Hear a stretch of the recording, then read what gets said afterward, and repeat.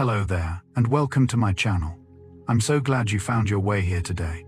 Tonight we're stepping into something quiet and enormous. At once, the mystery of a father's love. Not the loud version of it, not the version that announces itself, but the kind that lives in small gestures, in steady hands, in silences that somehow still speak. Across biology, psychology, and the animal kingdom, scientists have spent decades trying to understand what paternal love actually is, where it comes from, and why it shows up in such different forms across different lives. Some of what we will explore tonight is measured in hormones and brain scans. Some of it is measured in memory, in the small rituals that outlast childhood itself. Either way, by the end, you may find yourself thinking differently about the fathers in your own life, and about the quiet architecture of care that shaped you before you had words for it. And before we begin, if you enjoy what I share here, please leave a like and hit subscribe. It's how others find their way to this little corner too. Now let's begin. Long before a child opens its eyes, it is already listening. By the third trimester, a developing fetus can detect sound through the muffled, watery environment of the womb, and among the voices that reach it, a father's tends to carry differently. Lower frequencies travel through tissue and fluid more efficiently than higher ones, which means a deep voice often resonates more clearly than a lighter one.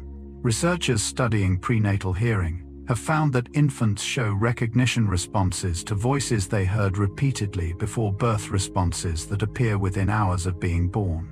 This is not memory in the way adults think of it. It is something quieter, more physical, built through repetition and vibration rather than meaning. A father speaking to a pregnant partner's belly is not simply performing affection for an audience that cannot yet understand him. He is laying down a sound pattern the nervous system will later recognize as safe. You may have been shaped this way yourself, calmed once by a voice you could not have named. Somewhere in the earliest architecture of your hearing, a father's low and steady tone may have already begun teaching your body what safety sounds like. It is a strange kind of introduction, one that happens entirely without eye contact, without touch, without a single shared moment in open air. And yet it works. Long before any first meeting, something is already being built between two people who have never technically met. Something unexpected happens inside a man's body in the days surrounding his child's birth. Testosterone, a hormone strongly associated with competition, aggression, and mate-seeking behavior, begins to decline, sometimes by significant margins, once a baby arrives. Researchers tracking expectant and new fathers have documented this shift repeatedly, and it appears most pronounced in men who are highly involved in early caregiving. Why would biology do this? One explanation researchers favor is that lower testosterone supports the kind of patience, gentleness, and vigilance that infant care requires, temporarily softening traits that once served very different purposes. It is a striking reversal. The same hormone that might help a man compete for a partner seems to quiet itself once that partnership produces a child. Some studies suggest the drop begins even before birth, as if anticipation alone is enough to nudge the body toward a different mode of being. Fathers who spend more hours holding, feeding, or soothing their infants tend to show steeper declines than those less involved, hinting that the shift may be shaped by experience as much as biology. This does not mean fatherhood erases a man's underlying nature. It means something in him temporarily reorganizes itself around a smaller, more fragile presence in the room. If you have ever watched a father soften around a newborn in a way that seemed almost involuntary, you were likely watching this very process. Hormones quietly rewriting behavior in real time. It is one of the clearest signs that fatherhood is not only a role a man steps into, it is something his own body responds to, adjusts for, and rebuilds itself around. In the grasslands where prairie voles live, something unusual sets male voles apart from most other rodent species. Long before any pups are born, a male prairie vole will begin gathering material and constructing a nest, an act typically associated with maternal preparation rather than paternal behavior. Scientists have studied prairie voles extensively because, unlike many mammals, they form long-term pair bonds and share parenting duties almost equally.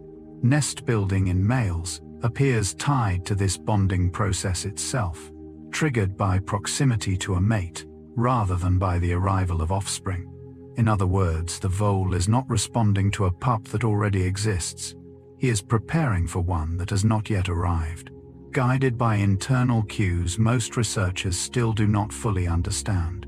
Once pups are born, male prairie voles continue this involvement, grooming, huddling, and retrieving wandering pups just as their mates do. This behavior has made the species a favorite subject for researchers studying the biological roots of paternal care, since it offers a rare window into fatherhood that begins before fatherhood technically starts. There is something quietly moving in this small rodent's instinct, a readiness built into the body long before there is anyone to be ready for. It suggests that paternal care, at least in some species, is not purely reactive. It can be anticipatory, almost hopeful, wired in before proof of its purpose exists. Perhaps this offers a small, distant echo of something familiar: preparation, as its own form of love, offered before it is asked for, before it is even needed yet. You might expect a baby's cry to trigger only stress in a listening parent, and in many ways it does. But brain imaging studies on new fathers have revealed something more layered happening underneath that stress. When fathers hear a recording of their own infant crying, regions of the brain associated with reward and motivation activate alongside regions tied to vigilance and concern. This is a curious pairing. The same neural circuitry that lights up during pleasurable or meaningful experiences also lights up during one of parenting's most exhausting sounds. Researchers believe this overlap may help explain why fathers, despite the discomfort of a crying infant, remain so consistently drawn toward responding rather than withdrawing. The cry is aversive, yes, but it is also, in a strange biological sense, compelling. Some studies suggest that fathers who spend more hours in direct caregiving show stronger activation in these reward pathways than fathers with less hands-on involvement, hinting that the brain's response may deepen with practice, rather than remain fixed from birth. This challenges an old assumption that paternal bonding lags behind maternal bonding by default. Instead, it appears the father's brain is fully capable of building its own version of that pull, shaped by proximity and repetition rather than pregnancy itself. If you were ever held by a father who came to you the moment you cried, even half asleep, even exhausted, you were on the receiving end of a nervous system doing exactly what it seems built to do. Somewhere beneath the fatigue, something in him was listening, and something in him wanted to answer. Few images in the animal kingdom capture paternal endurance quite like the emperor penguin. After a female lays a single egg on the Antarctic ice, she transfers it to her mate and departs for the open ocean to feed, leaving him with sole responsibility for incubation. The male balances the egg on his feet, tucked beneath a warm fold of skin and feathers, for roughly 2 months, through some of the coldest, darkest conditions on Earth. During this time, temperatures can fall far below freezing, winds can reach extreme speeds, and the male eats nothing at all, surviving entirely on stored fat reserves. He does not leave the egg exposed, even briefly, since a few seconds on the ice in such cold could be fatal to the developing chick inside. Thousands of male penguins huddle together during this period, rotating positions so that no single bird bears the harshest wind for too long, a cooperative strategy that helps conserve warmth across the entire group. By the time the egg hatches, a male penguin may have lost close to half his body weight, having given nearly everything he had in reserve to something he could not yet see, hear, or hold in any conventional sense. There is no guarantee during those months that his effort will succeed. He continues anyway. It is one of nature's starkest portraits of paternal investment care, given not in exchange for certainty, but simply because the small life depending on him had no one else standing between it and the cold. An infant's sense of smell develops earlier and more precisely than many people realize, and it plays a surprisingly powerful role in early bonding. Newborns can distinguish their father's scent from an unfamiliar person's within the first days of life, even before their eyesight has sharpened enough to recognize faces clearly. This means that in those blurry early weeks, smell may actually carry more identifying weight than sight does. Skin, sweat, and the natural chemical signature of a person combine into something researchers call an individual odor print, and infants appear remarkably attuned to it. Studies placing a father's worn clothing near a fussing infant have shown measurable calming effects, sometimes comparable to the effect of being held. This suggests the nervous system is doing something quietly sophisticated, cross-referencing scent with safety, long before it can reference anything else. It also means that presence itself, in a very literal sense, lingers. A father who has recently held his child leaves something behind on a blanket or a shirt that continues to soothe even after he has stepped away.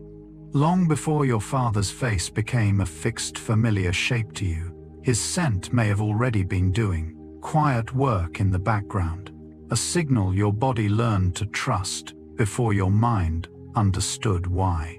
It is a small, unspoken form of closeness, chemical rather than verbal, built into skin rather than words. Even now, certain scents can pull you back toward that early sense of safety, a reminder that some forms of recognition never fully leave us, no matter how many years pass. Oxytocin is often called the bonding hormone, and for a long time research focused almost entirely on its role in mothers tied closely to pregnancy, birth, and breastfeeding. But newer studies have shown that fathers experience their own oxytocin rise triggered not by biological processes exclusive to mothers, but by something far more accessible: touch, skin-to-skin contact, gentle stroking, and even prolonged eye contact with an infant have all been shown to raise oxytocin levels in fathers, sometimes to a degree comparable with mothers. This finding reshaped how researchers think about paternal bonding altogether. It suggests that closeness itself, repeated physical presence, is enough to build the same neurochemical foundation that pregnancy provides mothers automatically. In other words, a father is not biologically locked out of this particular kind of connection. He simply has to build it through contact rather than through gestation. Fathers who engage in extended skin-to-skin time with newborns, sometimes called kangaroo care, show oxytocin patterns that rise in step with their infant's own hormone levels, almost mirroring each other across two separate nervous systems. This kind of mirrored physiological response suggests something more than casual affection. It hints at genuine biological synchrony, two bodies quietly calibrating to each other in real time.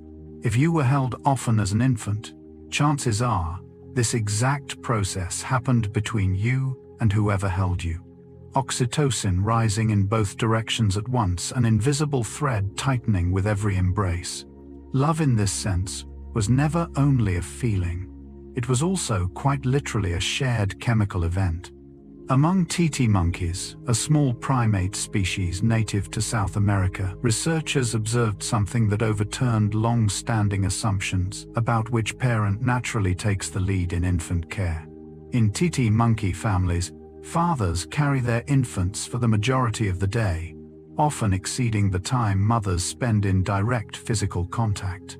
Mothers primarily step in for nursing, while fathers handle transport, protection, and much of the close physical contact infants rely on for comfort and security. This pattern is unusual enough that titi monkeys have become an important model species for researchers studying the biology of paternal attachment. Brain scans of titi monkey fathers show activity patterns in caregiving-related regions that closely resemble those seen in primary caregiving mothers of other species, suggesting the underlying neural architecture for deep attachment is not fixed to one sex. Infant titi monkeys in turn show a strong preference for their fathers when distressed, seeking him out over their mothers in moments of fear, a reversal of the pattern assumed to be typical across primates. This challenges a common belief that maternal bonding is somehow biologically primary, while paternal bonding is secondary or optional. In titty monkeys at least, the reverse can be true. Their example offers a useful reminder that the shape love takes is rarely fixed by biology alone. Sometimes it is shaped by whoever shows up most consistently. Whoever's arms become the ones a small creature learns to trust first, regardless of the assumptions anyone might have carried in beforehand. Inside the womb, a fetus is surrounded by sound long before it ever encounters silence. Among the many overlapping rhythms it absorbs, a mother's heartbeat is the most constant but external sounds, including a father's heartbeat during close physical contact, can also reach the womb faintly layered beneath everything else. After birth, infants show a strong preference for rhythmic sounds, around 60 to 80 beats per minute, a range that closely matches a relaxed adult heartbeat. When a father holds his newborn against his chest, the infant is not simply being warmed or comforted in some vague general sense. It is encountering a rhythm that resembles something deeply familiar. A steady pulse not unlike the internal soundscape it has just spent months inside. Researchers studying skin-to-skin contact have found that infants often synchronize their own heart rate and breathing more easily against a calm, steady adult heartbeat, a phenomenon sometimes called physiological entrainment. This means a father's heartbeat is not only comforting in an abstract sense, it may actually help regulate an infant's own nervous system in real time, pulling a distressed rhythm back toward calm through simple proximity. There is something quietly profound in this exchange. Two hearts, near enough to influence each other, one already steady, one still learning how. If you were ever held against a father's chest as an infant, some part of your earliest experience of the world may have literally been shaped by the rhythm beneath his ribs, a steadiness you borrowed before you had any rhythm of your own to offer back. Sound is never processed in a single uniform way by the human brain. Pitch, pacing, and resonance all activate slightly different patterns, and researchers studying infant hearing have found that a father's typically lower vocal register engages auditory pathways in ways that differ subtly from a higher-pitched voice. This is not a matter of one voice being more effective than the other. It is simply a matter of contrast, and infants appear to benefit from that contrast rather than being confused by it. A deeper voice tends to carry more low-frequency vibration, which infants can sometimes feel as much as hear, particularly when held close against a father's chest. Some researchers believe this tactile dimension of sound gives a father's voice a distinct sensory quality, blending hearing and touch into a single experience.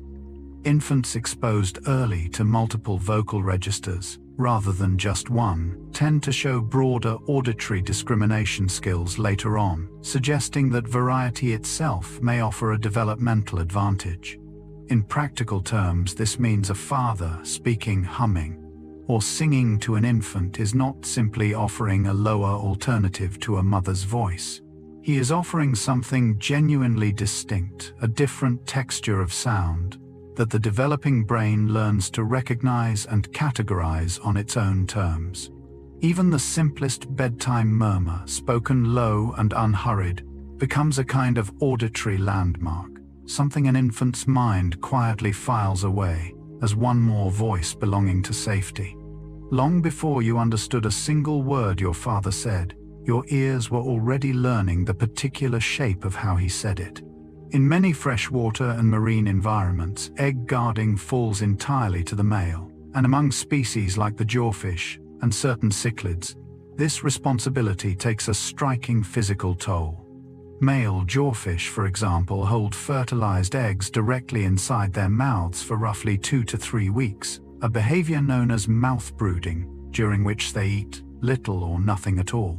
The eggs must be aerated regularly by a gentle rolling motion of the jaw, a constant repetitive task that leaves little room for the father to feed himself without risking the safety of the clutch. If he opens his mouth too widely or too carelessly, the eggs can be lost entirely, so his movements throughout this period remain careful and restrained. By the time the eggs hatch, the father is often visibly thinner, having drawn down his own energy reserves to sustain a task that offers him no direct nourishment in return. Other fish species show similar patterns, guarding nests fiercely against predators for extended stretches, while foraging is reduced or paused altogether. This kind of sacrifice is easy to overlook, since fish are rarely thought of as emotionally expressive creatures, and yet the biological cost here is undeniable and measurable. There is no display of affection in the way mammals show it, no gentle touch or soft sound. There is only sustained, quiet endurance, a body slowly spending itself down for the sake of something small and unseen, in its own understated way. It is one of the purest examples in nature of care given without any expectation of comfort in return. Cortisol, often labeled the stress hormone, rises predictably in response to unfamiliar or demanding situations, and new fatherhood certainly qualifies as both.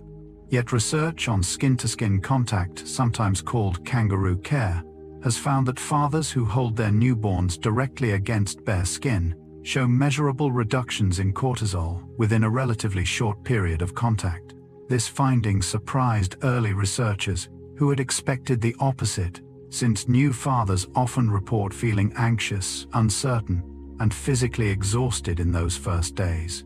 Instead, the simple act of physical closeness appears to counteract some of that stress response almost immediately. Skin-to-skin contact triggers a cascade of physiological changes, including gentle increases in oxytocin alongside the drop in cortisol, together producing a calmer, more regulated internal state. Infants held this way tend to show corresponding drops in their own stress hormones, suggesting the calming effect moves in both directions simultaneously. This mutual regulation may help explain why kangaroo care, originally developed for premature infants in hospital settings, has expanded into a broader recommendation for all new parents, fathers included. It offers a rare, biologically verified answer to an old question about whether physical closeness genuinely helps or merely feels nice in the moment. It does both. A tired, uncertain father holding his newborn against his chest is not just comforting the child. His own nervous system is quietly settling to stress, draining out of him in the very same embrace meant to calm someone else. Comfort in this case was never one-directional. It moved through both bodies at once. Among grey wolves, provisioning young pups falls to the entire pack. But fathers play a particularly consistent role in one behavior that often strikes outside observers as unusual, even unappealing: regurgitating partially digested food, directly for pups too young to hunt or chew solid prey themselves. Far from being a sign of weakness or failure, this behavior represents one of the most efficient food delivery systems available to a species that hunts far from its den. A wolf father may travel long distances to make a kill, then return to regurgitate a portion of that meal for pups waiting safely at home, delivering nutrients in a form small stomachs can actually process.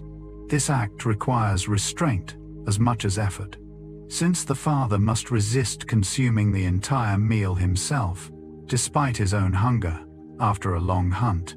Researchers studying wolf pack dynamics have noted that fathers who provision consistently tend to have pups with higher survival rates during the vulnerable early weeks of life, directly linking this unglamorous behavior to long-term outcomes.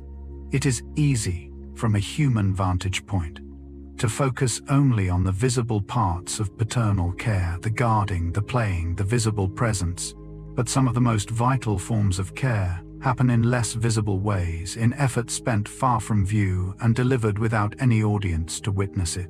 A wolf father, walking miles across difficult terrain, hunting and returning again, is engaged in an act of devotion that asks for no recognition, only the quiet, practical fact of a pup fed and a family sustained one more day. The moments immediately following birth are physiologically intense for an infant, whose heart rate, breathing, and temperature are all adjusting rapidly to life outside the womb. Research on early bonding has found that a father's first touch, even brief contact, like a hand resting against a newborn's back, can produce measurable calming effects within seconds, including small but consistent drops in heart rate. This response appears linked to the same physiological pathways activated by skin-to-skin contact more broadly, suggesting that even minimal touch carries real regulatory power for a nervous system still learning how to settle itself. Hospitals that encourage early father-infant contact, sometimes within minutes of birth, have reported that infants held this way often show smoother transitions in those first critical hours, compared to infants who experience delayed physical contact. This is a striking finding given how brief and simple the interaction can be. It does not require complicated technique or extended time. It requires only presence, a steady hand offered without hesitation. For many fathers, this first touch also marks a significant psychological turning point, the moment an abstract idea of fatherhood becomes something immediate and physical. Two nervous systems, one newly arrived and overwhelmed, one newly responsible and uncertain, meet for the first time through nothing more than contact. And in that brief exchange, something settles in both directions at once. If you could trace your very first physical encounter with your father, you might find that his hand alone, without a single word spoken, was already doing something your body understood completely.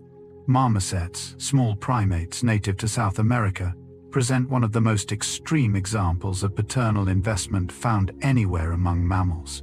Marmoset fathers carry their infants for the majority of the daylight hours, often exceeding 70% of the time the infant is awake, handing them to the mother mainly for nursing, before taking them back again almost immediately.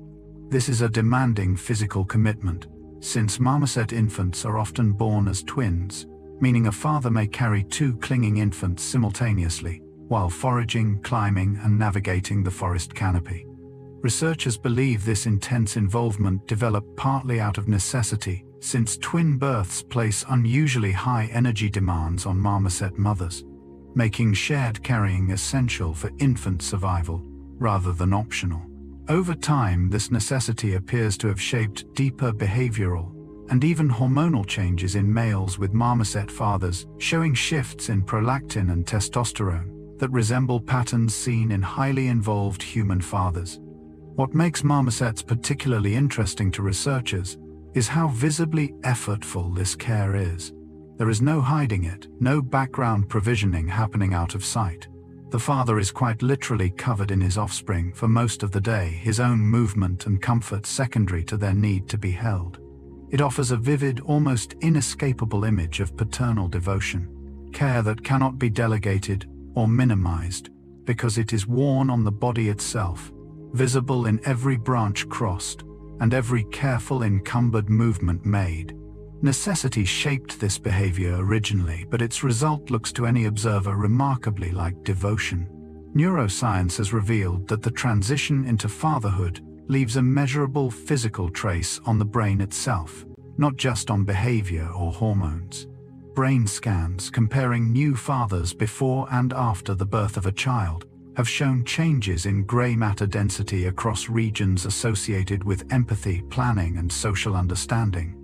Some regions show decreases in volume, which researchers interpret not as loss, but as refinement, similar to the pruning process seen during adolescence, where the brain becomes more efficient rather than simply larger. Other regions show increases, particularly those tied to attachment and reward processing, suggesting the brain is actively reorganizing itself around the demands and rewards of caregiving. Interestingly, the degree of change often correlates with how hands-on a father's caregiving actually is, meaning fathers who spend more direct time with infants tend to show more pronounced structural shifts than those with less involvement. This suggests the brain is not simply reacting to the abstract fact of having a child, but responding specifically to lived experience, to hours spent feeding, soothing, and observing. It offers a compelling counterpoint to older assumptions that paternal bonding is primarily psychological or social rather than biological. The evidence increasingly suggests the two are inseparable, that repeated caregiving experience can leave the same kind of physical imprint on a father's brain that pregnancy and childbirth leave on a mother's. In a very real, measurable sense, fatherhood does not only change what a man does, over time it changes the architecture of the mind doing it. Among all vertebrate species, seahorses hold a singular distinction. It is the male, not the female, who carries developing offspring through what closely resembles a true pregnancy. A female seahorse deposits eggs into a specialized pouch on the male's abdomen, where he then fertilizes them internally and carries them for a gestation period that typically lasts between 2 and 4 weeks, depending on species and water temperature. Inside this pouch, the male provides oxygen, nutrients, and regulates salinity levels to closely match the surrounding seawater, essentially replicating a controlled environment, much like a uterus. When the young are ready, the father experiences muscular contractions to expel them into open water, a process that closely mirrors labor in other pregnant species. This reversal of reproductive roles has fascinated biologists for decades, since it upends assumptions about which sex is biologically equipped to sustain offspring internally. A male seahorse may give birth to dozens or even hundreds of tiny young in a single event, after which parental involvement typically ends. Since seahorse young are independent almost immediately upon release, what makes this example so striking is not the duration of care, which is relatively brief compared to mammals, but the sheer physical uniqueness of the arrangement itself. Nowhere else among vertebrates does a father's body take on this particular form of labor. It stands as a quiet reminder that biology's definition of a parent is far less fixed than instinct might suggest, and that the line between mother and father is in at least one small ocean-dwelling species, drawn in an entirely different place. Linguists studying parent-infant speech patterns have found that fathers, much like mothers, instinctively adjust their vocabulary, tone, and sentence length when speaking directly to infants, a pattern known broadly as infant-directed speech. Sentences shorten. Pitch often rises slightly. Words repeat more frequently than they would in adult conversation. This adjustment is not a conscious teaching strategy in most cases. It happens automatically, guided by an instinct to make speech easier for an undeveloped auditory and cognitive system to process. Researchers have found that infants pay closer attention to this simplified speech pattern than to standard adult speech, suggesting the adjustment genuinely improves engagement rather than simply sounding different. Fathers who use more infant-directed speech in early months tend to have infants who show stronger early language development, hinting that this instinctive simplification may carry real developmental benefit beyond mere comfort. What makes this particularly interesting is how universal the pattern seems to be appearing across many different languages and cultures, despite no formal instruction ever being given.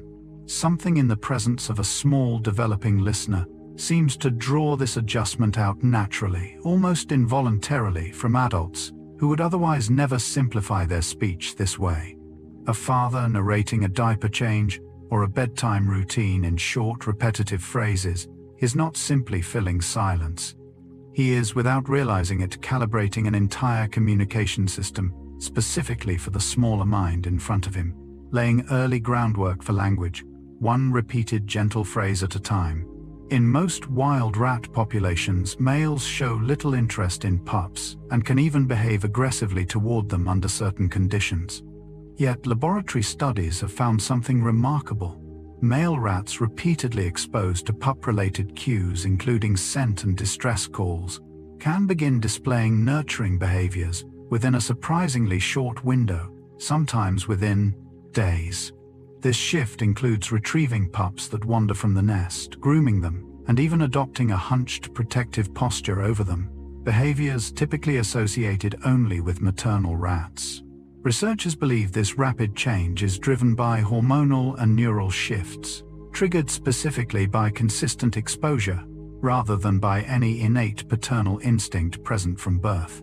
In other words, the capacity for nurturing behavior appears to already exist within the male rat's biology, waiting dormant until the right conditions activate it.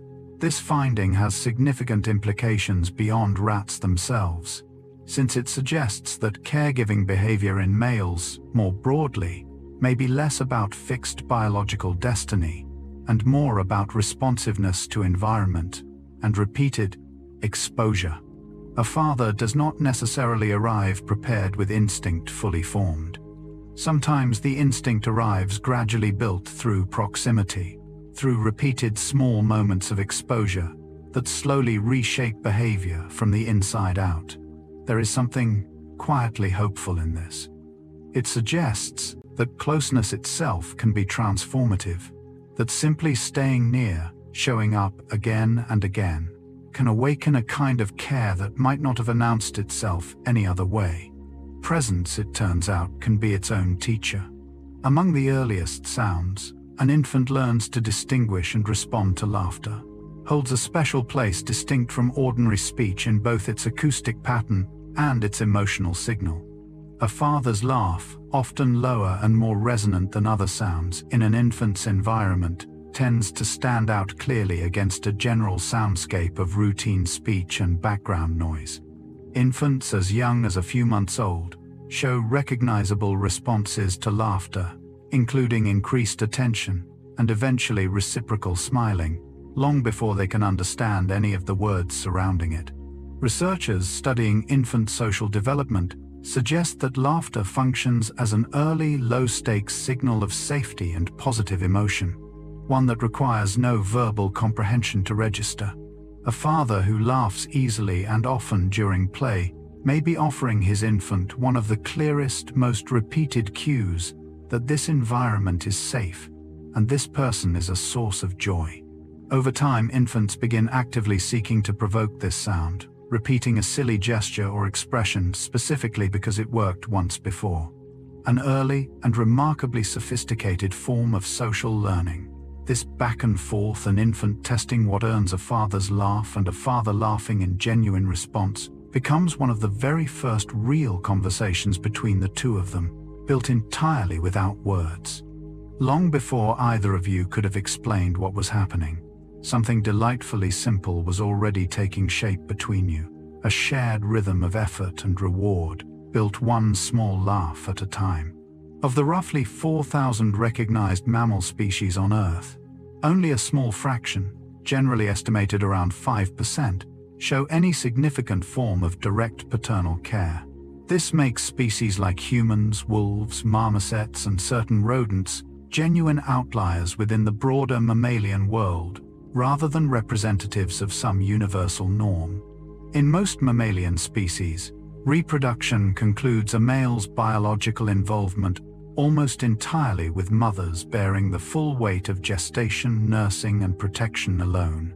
Scientists studying the evolution of paternal care believe it tends to emerge under specific pressures, particularly when offspring survival improves significantly with two caregivers rather than one, or when mating systems favor long-term pair bonds over brief encounters.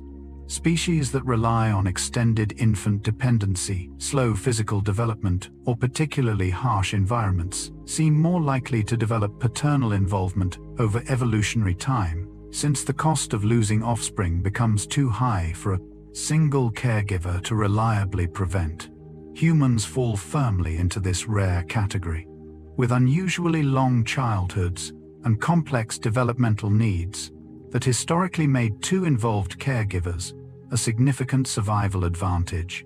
Understanding this rarity reframes paternal love not as a biological given, but as something closer to an evolutionary achievement, a trait that emerged only under fairly specific conditions across a narrow slice of the animal kingdom.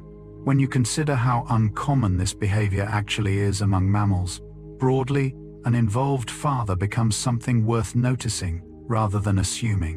It is not the rule of nature.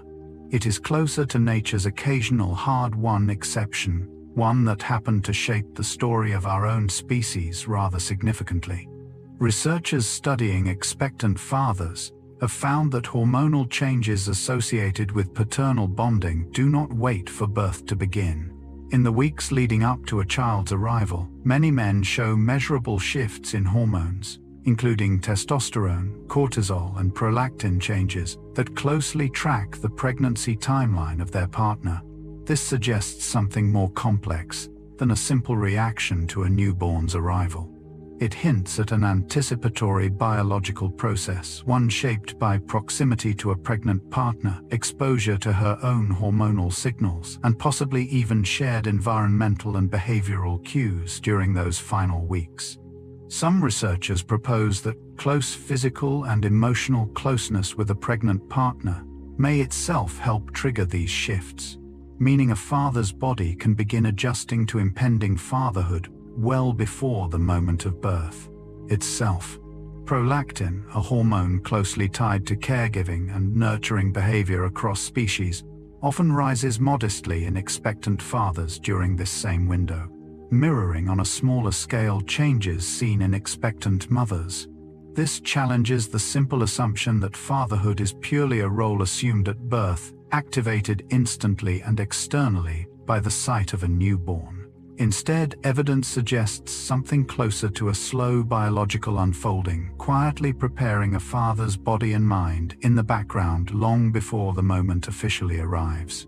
It suggests that in some real, measurable sense, a father may already be changing, already becoming who he needs to be, well before he ever holds the child who prompted all of it. While testosterone naturally declines gradually as men age, researchers have found that the drop experienced by many new fathers can be strikingly abrupt, sometimes reaching levels more typical of men significantly older than themselves, within a matter of weeks.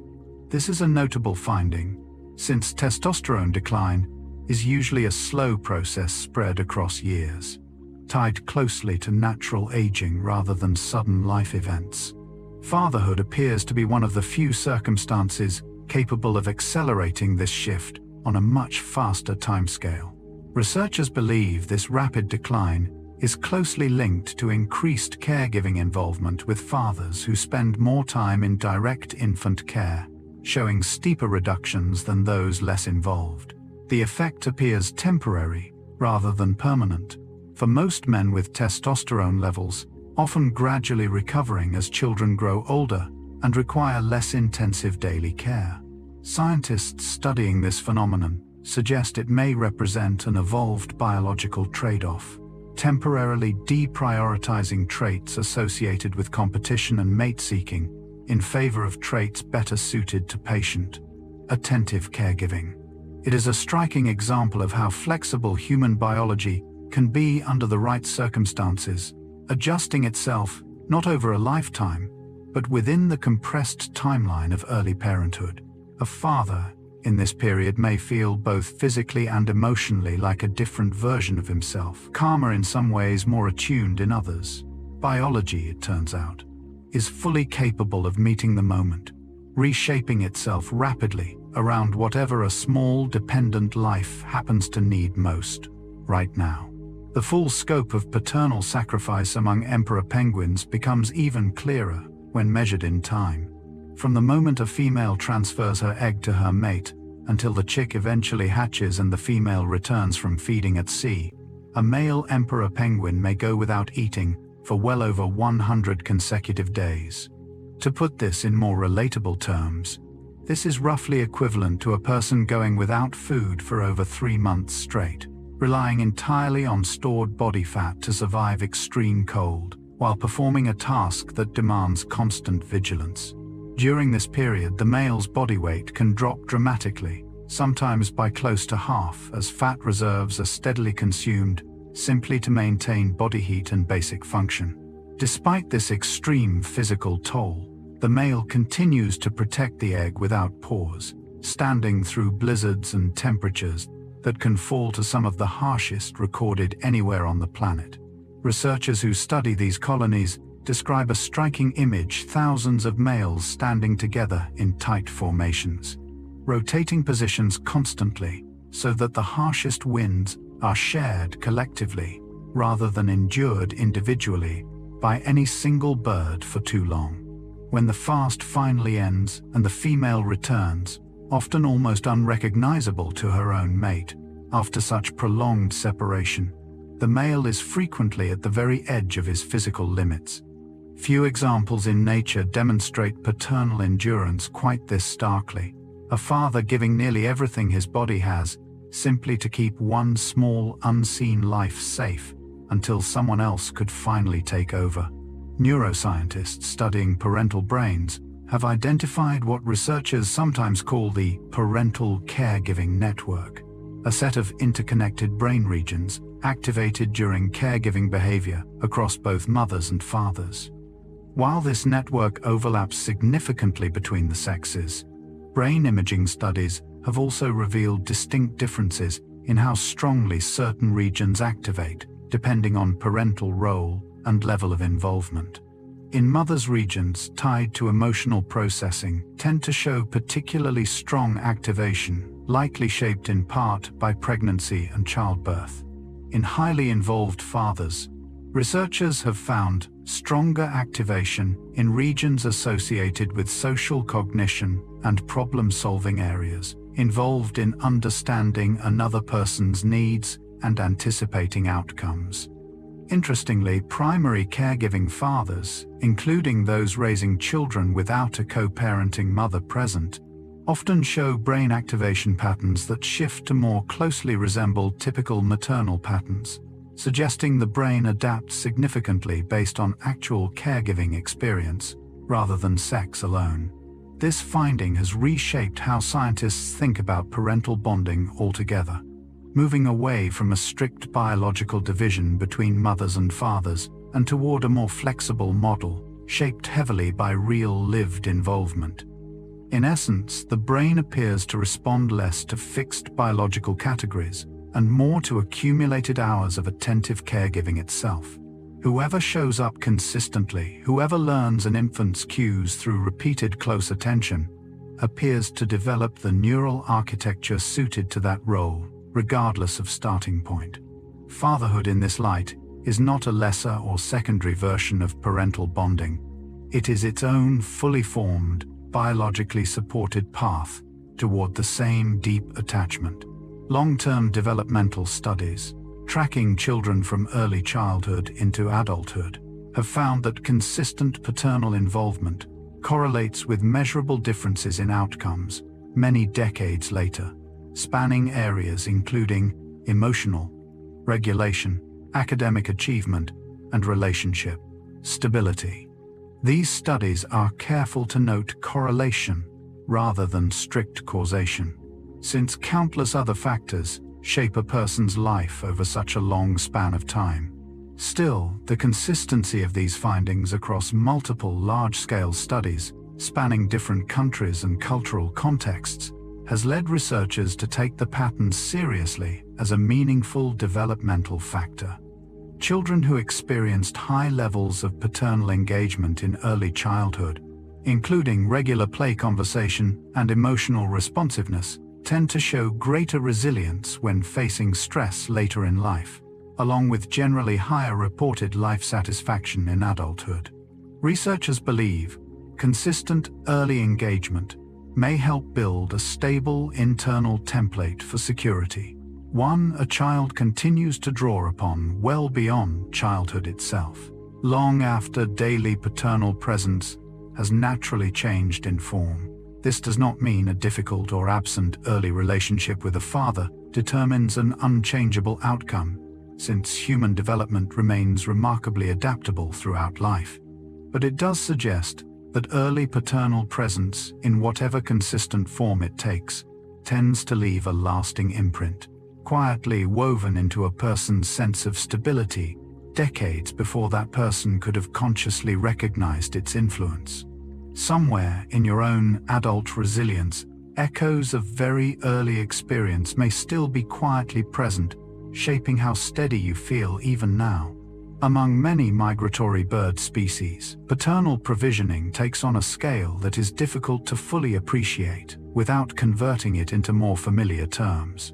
Certain seabird fathers, including albatrosses and some tern species, may travel distances equivalent to thousands of miles over the course of a single breeding season, repeatedly leaving and returning to a nest in search of enough food to sustain both their mate and their chick. An albatross father, for example, may cover distances comparable to crossing an entire ocean multiple times within a few months, guided by an extraordinary capacity for long-distance navigation that scientists still do not fully understand. Each of these journeys carries real risk, exposing the father to storms, predators, and simple exhaustion, all in service of returning with enough food to keep a single chick alive and growing. Researchers tracking these birds using satellite tags have been able to map journeys that, when laid out visually, resemble sprawling loops across entire ocean basins, all radiating outward from and back toward one small stationary nest.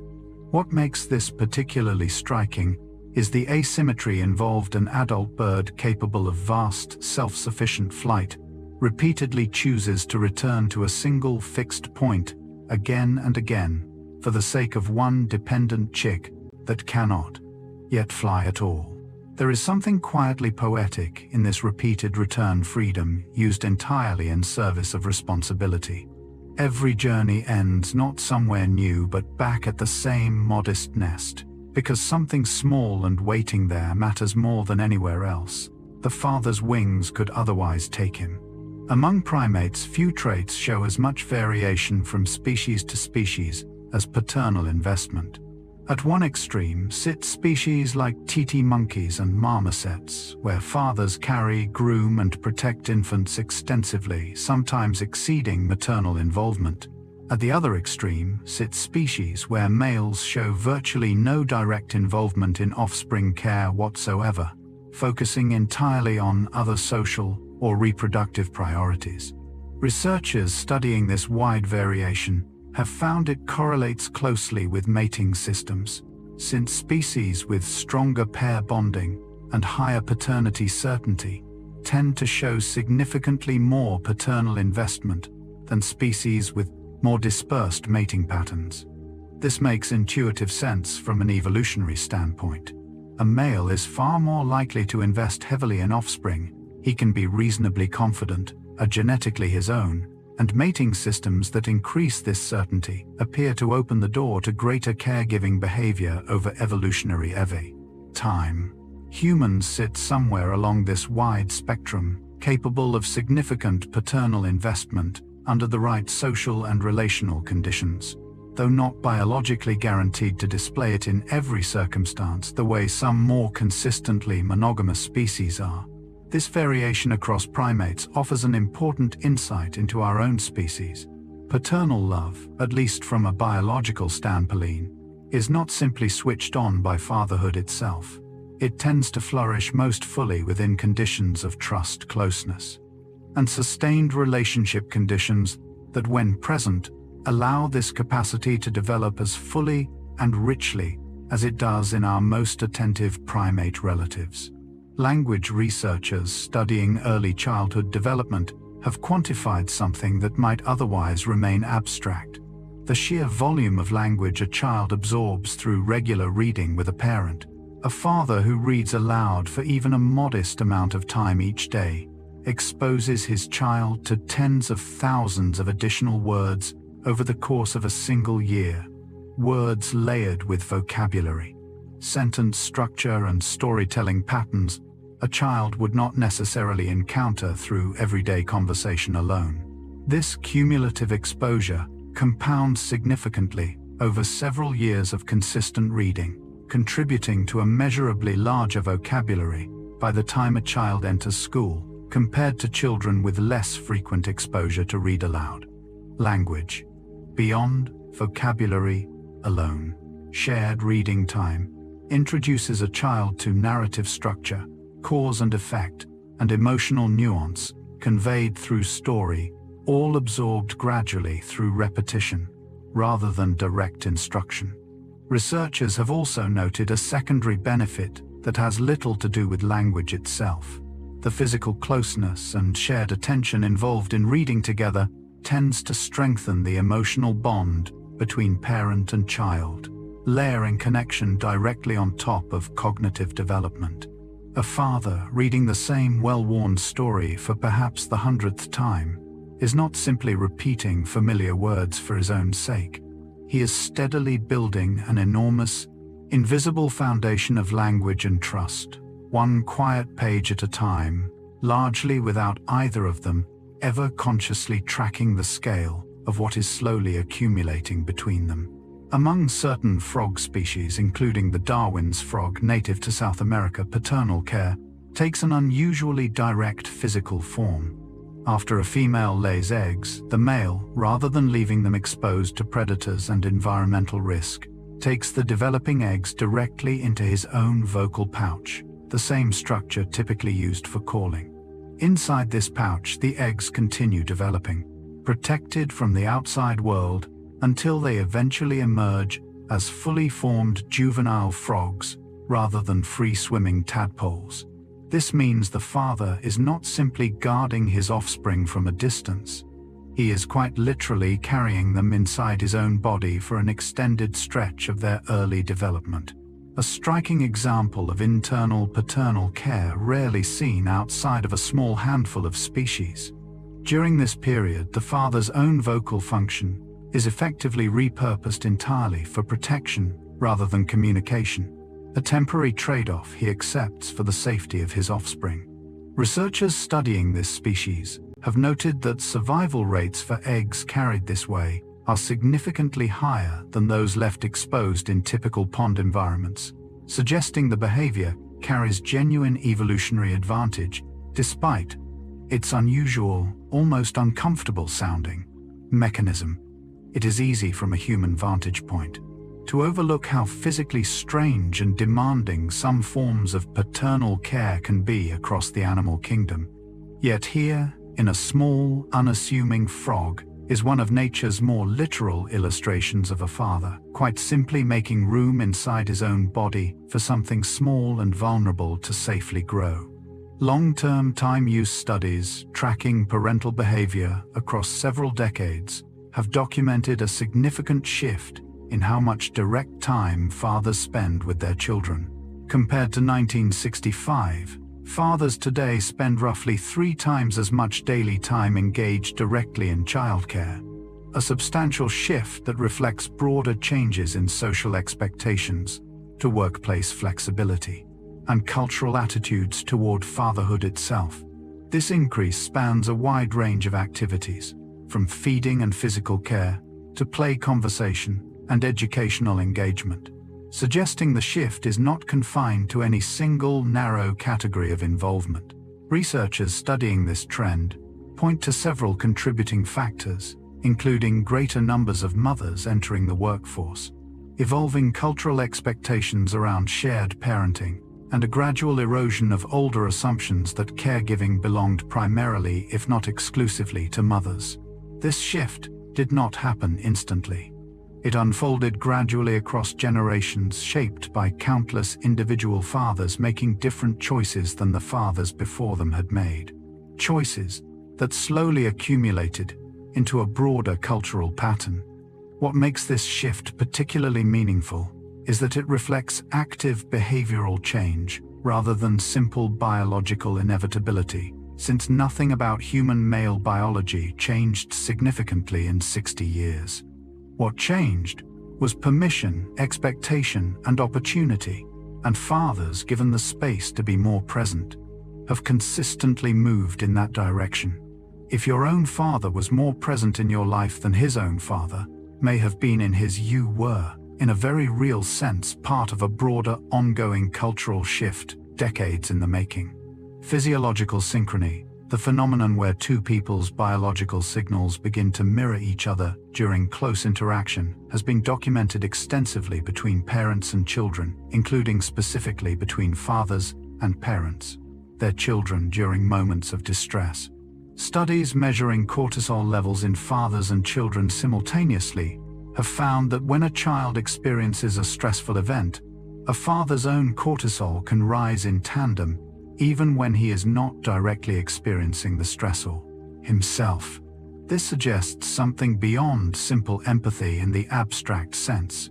It points toward a genuine physiological connection, one where a father's body responds almost automatically to signals of distress in his child, as though some part of his nervous system remains permanently tuned to that particular frequency. Researchers believe this synchrony may serve an important evolutionary function, keeping caregivers biologically primed to respond quickly and appropriately when a child needs help, rather than relying solely on conscious observation and decision-making. Interestingly, fathers who are more emotionally attuned and consistently engaged with their children tend to show stronger synchrony effects than less involved. Fathers suggesting this connection may deepen over time through repeated close interaction rather than existing as a fixed trait from the start.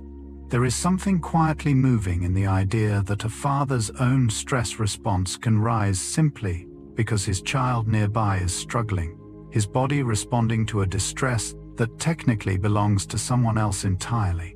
It suggests that love, at least in this particular biological sense, does not always stay neatly contained within one body. Sometimes it visibly, measurably, spills over into another. Rather than evolving once and spreading outward across the animal kingdom, paternal care appears to have emerged independently many separate times throughout evolutionary history, arising in unrelated lineages that share no direct evolutionary connection to one another. Fish, birds, primates, and even certain insects have each developed their own distinct versions of paternal involvement, shaped by entirely separate evolutionary pressures specific to their own environments and reproductive strategies. This pattern, known to biologists as convergent evolution, occurs when unrelated species independently develop similar traits, because those traits happen to solve similar survival challenges rather than because of any shared ancestry. The repeated, independent emergence of paternal care across such vastly different branches of the evolutionary tree suggests it is not some rare biological accident, but rather a genuinely effective survival strategy that nature has arrived at repeatedly, through entirely different paths.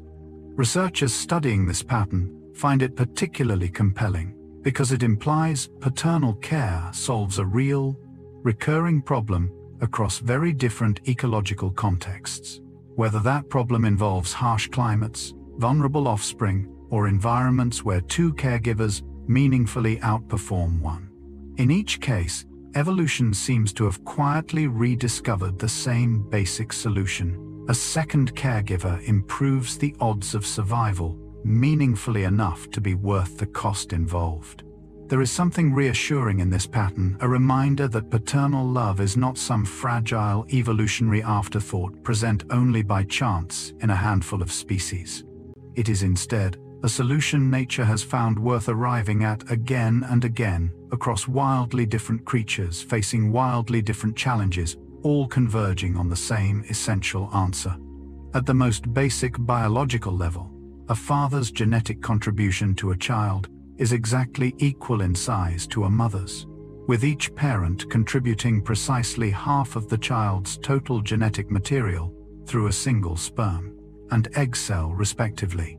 This equality often gets overshadowed by the far more visible and prolonged biological role a mother plays during pregnancy, which can create an impression, however unintentional, that a father's biological contribution is somehow smaller or less significant by comparison.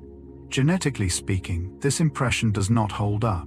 Every chromosome contributed by a father carries information exactly as essential and extensive as the chromosome contributed by a mother, shaping everything from physical traits to countless biological processes throughout a child's entire life. Researchers studying inheritance patterns continue to find genetic contributions from both parents, woven inseparably throughout a child's biology, with no meaningful asymmetry in significance, despite the obvious asymmetry in gestational involvement. This distinction matters because it separates two very different things that are easy to conflate: the duration and visibility of biological involvement, which clearly favors mothers during pregnancy, and the actual genetic contribution itself, which remains perfectly equal between both parents from the earliest moment of conception. A father, in this sense, is present at the very foundation of a child's biology from the start, equally responsible cell for cell for the blueprint that will shape an entire lifetime, long before any visible signs of that presence become apparent to the outside world. In sharp contrast to the paternal investment seen throughout much of the animal kingdom, many ant and termite colonies operate under an entirely different reproductive model, one where paternal care, as commonly understood, simply does not exist. In many ant species, males exist briefly for the sole purpose of mating with a queen, after which they typically die shortly afterward, playing no further role whatsoever in the raising of offspring. The queen and an enormous supporting population of sterile female workers handle every aspect of colony life, including caring for eggs, larvae, and pupae, without any male involvement beyond the initial genetic contribution.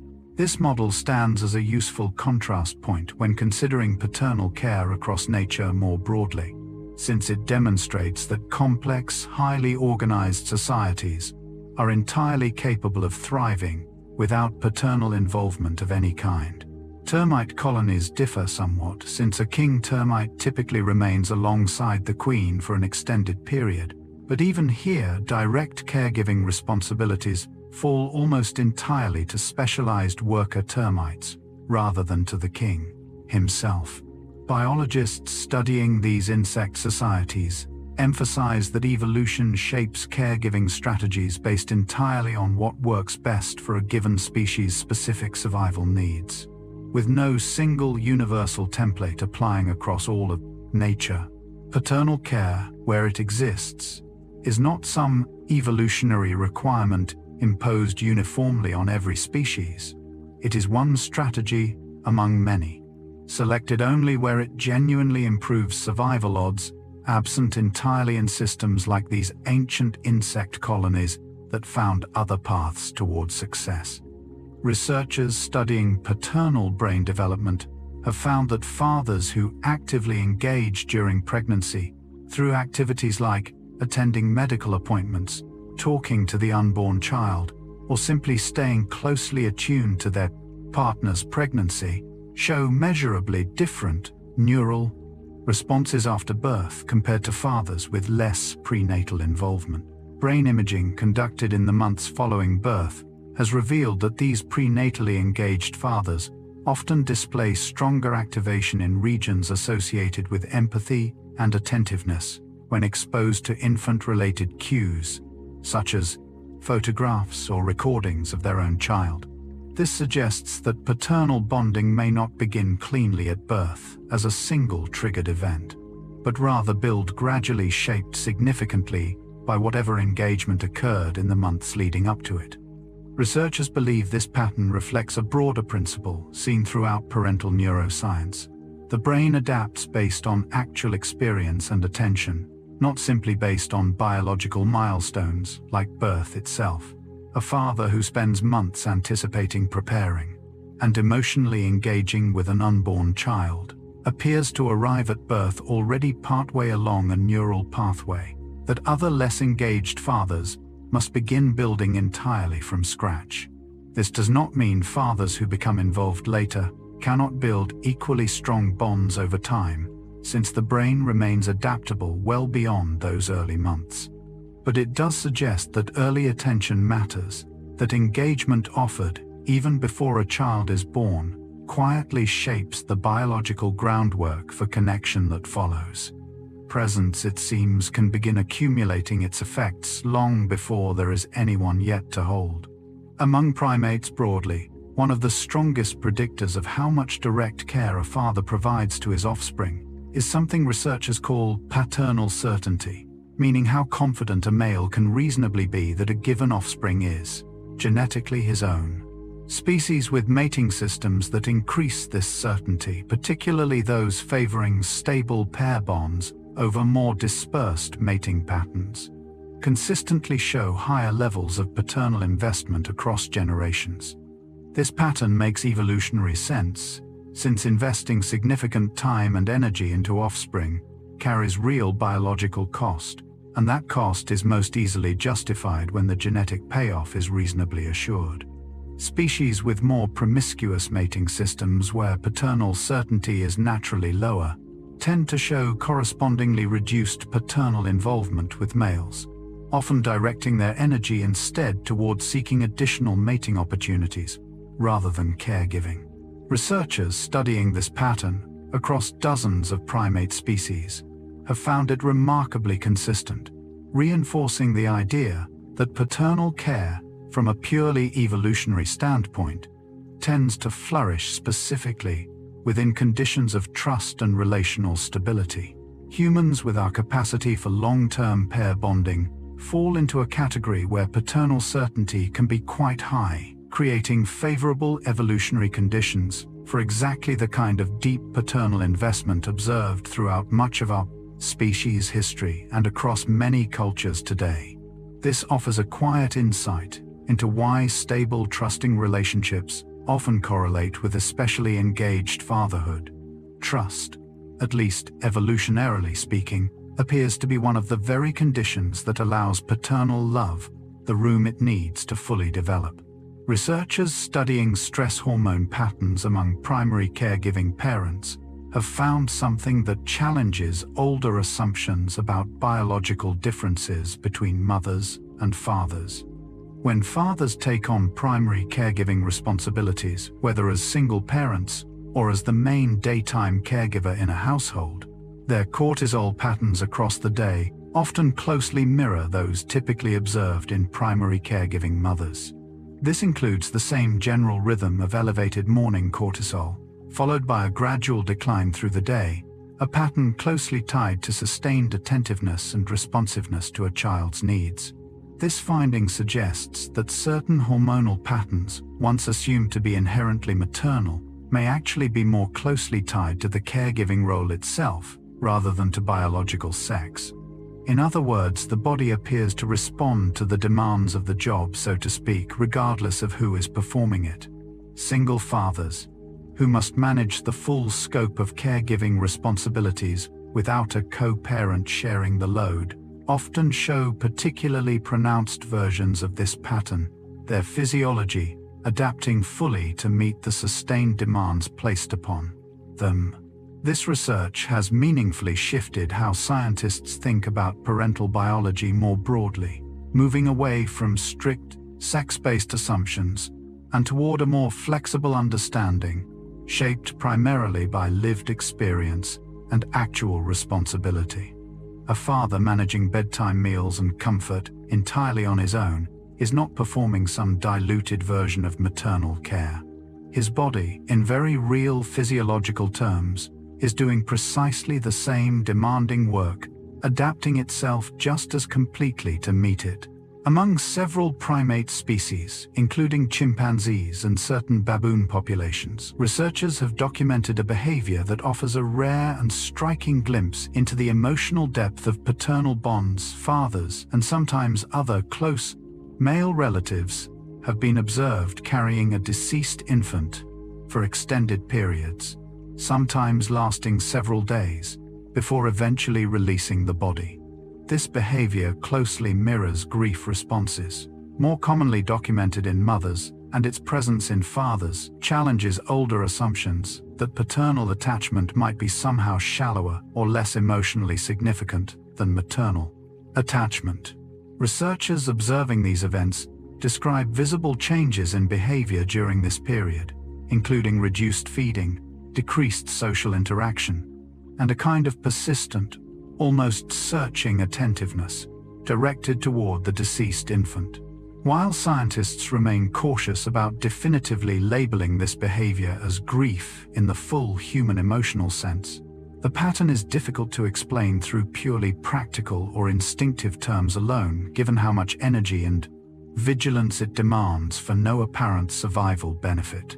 Some researchers argue that behaviors like this offer some of the clearest evidence available that paternal attachment among primates can be genuinely deep, persistent, and emotionally significant, not merely a practical arrangement, maintained only while functionally useful.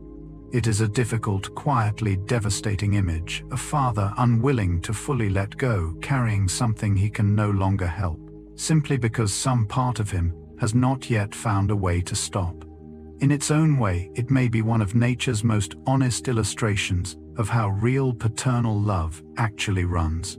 Emerging research in epigenetics, the study of how experience and environment can influence gene expression without altering the underlying genetic code itself, has revealed that a father's lifestyle and experiences in the months leading up to conception can leave measurable marks on the genetic material passed to his child.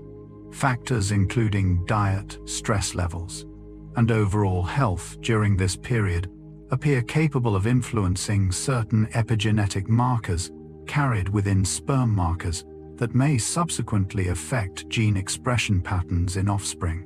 This is a relatively young and still developing area of research, and scientists remain careful about overstating specific outcomes, since the mechanisms involved are complex and not yet fully understood. Still, the general finding itself is significant. A father's biological contribution to his child may not be limited strictly to a fixed genetic code inherited at conception. It may also carry subtler, more dynamic information shaped by his own recent lived experience in the months beforehand.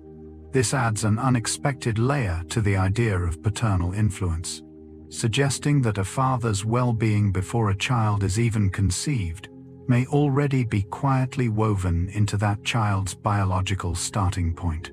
It reframes preparation for fatherhood as something that may begin earlier and matter more deeply than previously assumed, extending backward into a period most people would never think to associate with parenting at all.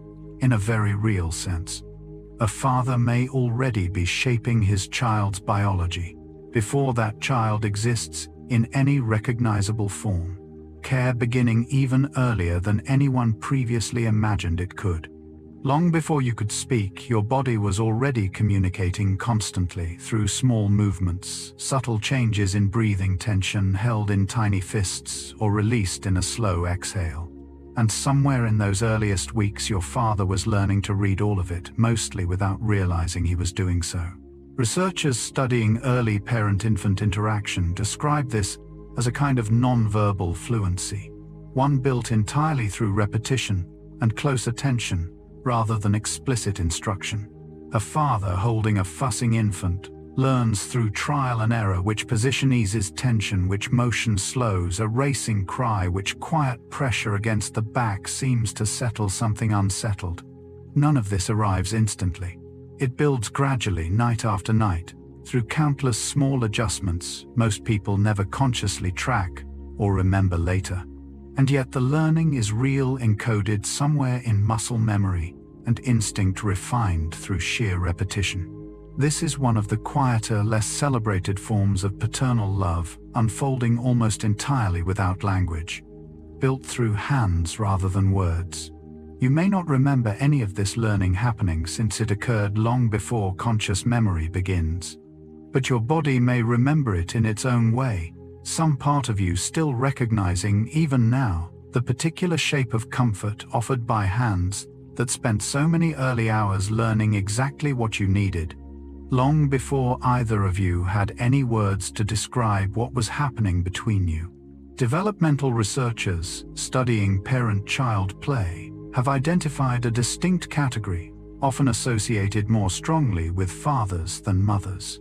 Sometimes called rough and tumble play, involving physical activities like wrestling, chasing, and playful roughhousing. Rather than being purely recreational, this style of play appears to serve a genuine developmental function, helping children learn to regulate excitement, manage physical boundaries, and read subtle social cues in real time. During rough play, a child must constantly gauge intensity-adjusting behavior based on a father's reactions, learning through direct embodied experience, when enthusiasm is welcome and when it needs to ease back. This differs meaningfully from calmer, more structured play, offering a complementary rather than competing developmental pathway. Children who engage regularly in this kind of play with an attentive, responsive father often show stronger emotional regulation skills later in childhood, along with greater confidence navigating physical and social risk more broadly. The key ingredient researchers emphasize is responsiveness.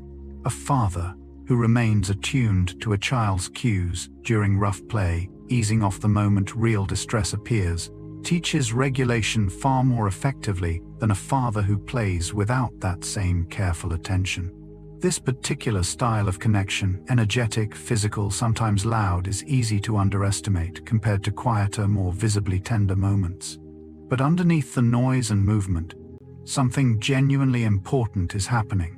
A child is learning through the safest possible container how to handle excitement, boundaries, and the occasional bump along the way, guided the entire time by someone paying far closer attention than the roughhousing might suggest. Across numerous developmental studies, children who grow up with consistently engaged fathers tend to show greater resilience when confronted with new or unfamiliar situations, whether that means starting school, meeting new people, navigating unexpected change.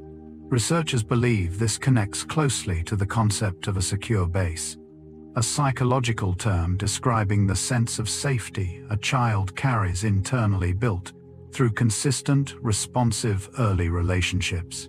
A father who is reliably present, even in small everyday ways, helps build this internal sense of security, giving a child the confidence to explore unfamiliar territory, knowing that safety and support remain available if needed.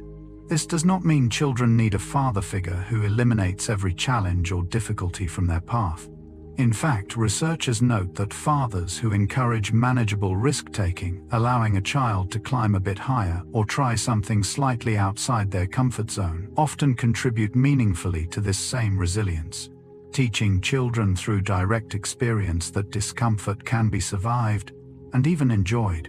The combination of steady emotional availability alongside encouragement toward independence appears to be particularly powerful, offering children both roots and room to grow simultaneously. Over time, this dynamic seems to shape not just how children handle major life transitions, but how they generally approach uncertainty throughout their lives, carrying forward an underlying trust that new situations, however unfamiliar, are ultimately survivable and often worth attempting. Somewhere in your own willingness to face new things, an early, steady presence may still be quietly offering its support, even now, even from a distance. Teaching a child a new skill, whether tying shoes, riding a bike, or catching a ball, requires a particular kind of patience, one built through repeated demonstration, correction, and encouragement across what often feels like countless attempts. Researchers studying parent-child teaching interactions have found that this process activates neural regions associated with sustained attention and emotional regulation, essentially exercising a father's own patience. Much like a send muscle strengthened through repeated use, each attempt a child makes, successful or not, requires a response from the teaching parent. And how that response is delivered shapes not only the child's confidence, but also the father's own developing capacity for calm, steady engagement, even when progress feels slow. This is a two-directional process more than it might initially appear.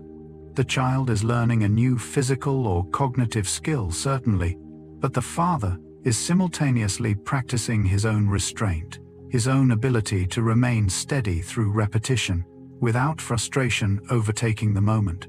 Over time, this repeated practice appears to genuinely strengthen patience as a trait, not merely as a temporary behavior summoned for the occasion. A father who has spent years steadily teaching, correcting gently, and celebrating small progress often develops a deeper reservoir of patience than he may have possessed before fatherhood began. There is something quietly reciprocal in this dynamic. A child learning to ride a bike, while right alongside them, a father is learning something of his own, shaped by every wobble, every fall, and every small, hard-won moment of steady, patient success. Long before you could evaluate safety in any conscious, reasoned way, your body was already forming impressions based entirely on physical experience, on how steady an embrace felt, on whether movement around you was calm or erratic. Researchers studying early attachment describe this as implicit learning, a form of memory encoded not through words or images, but through bodily sensation absorbed well before conscious recall becomes possible.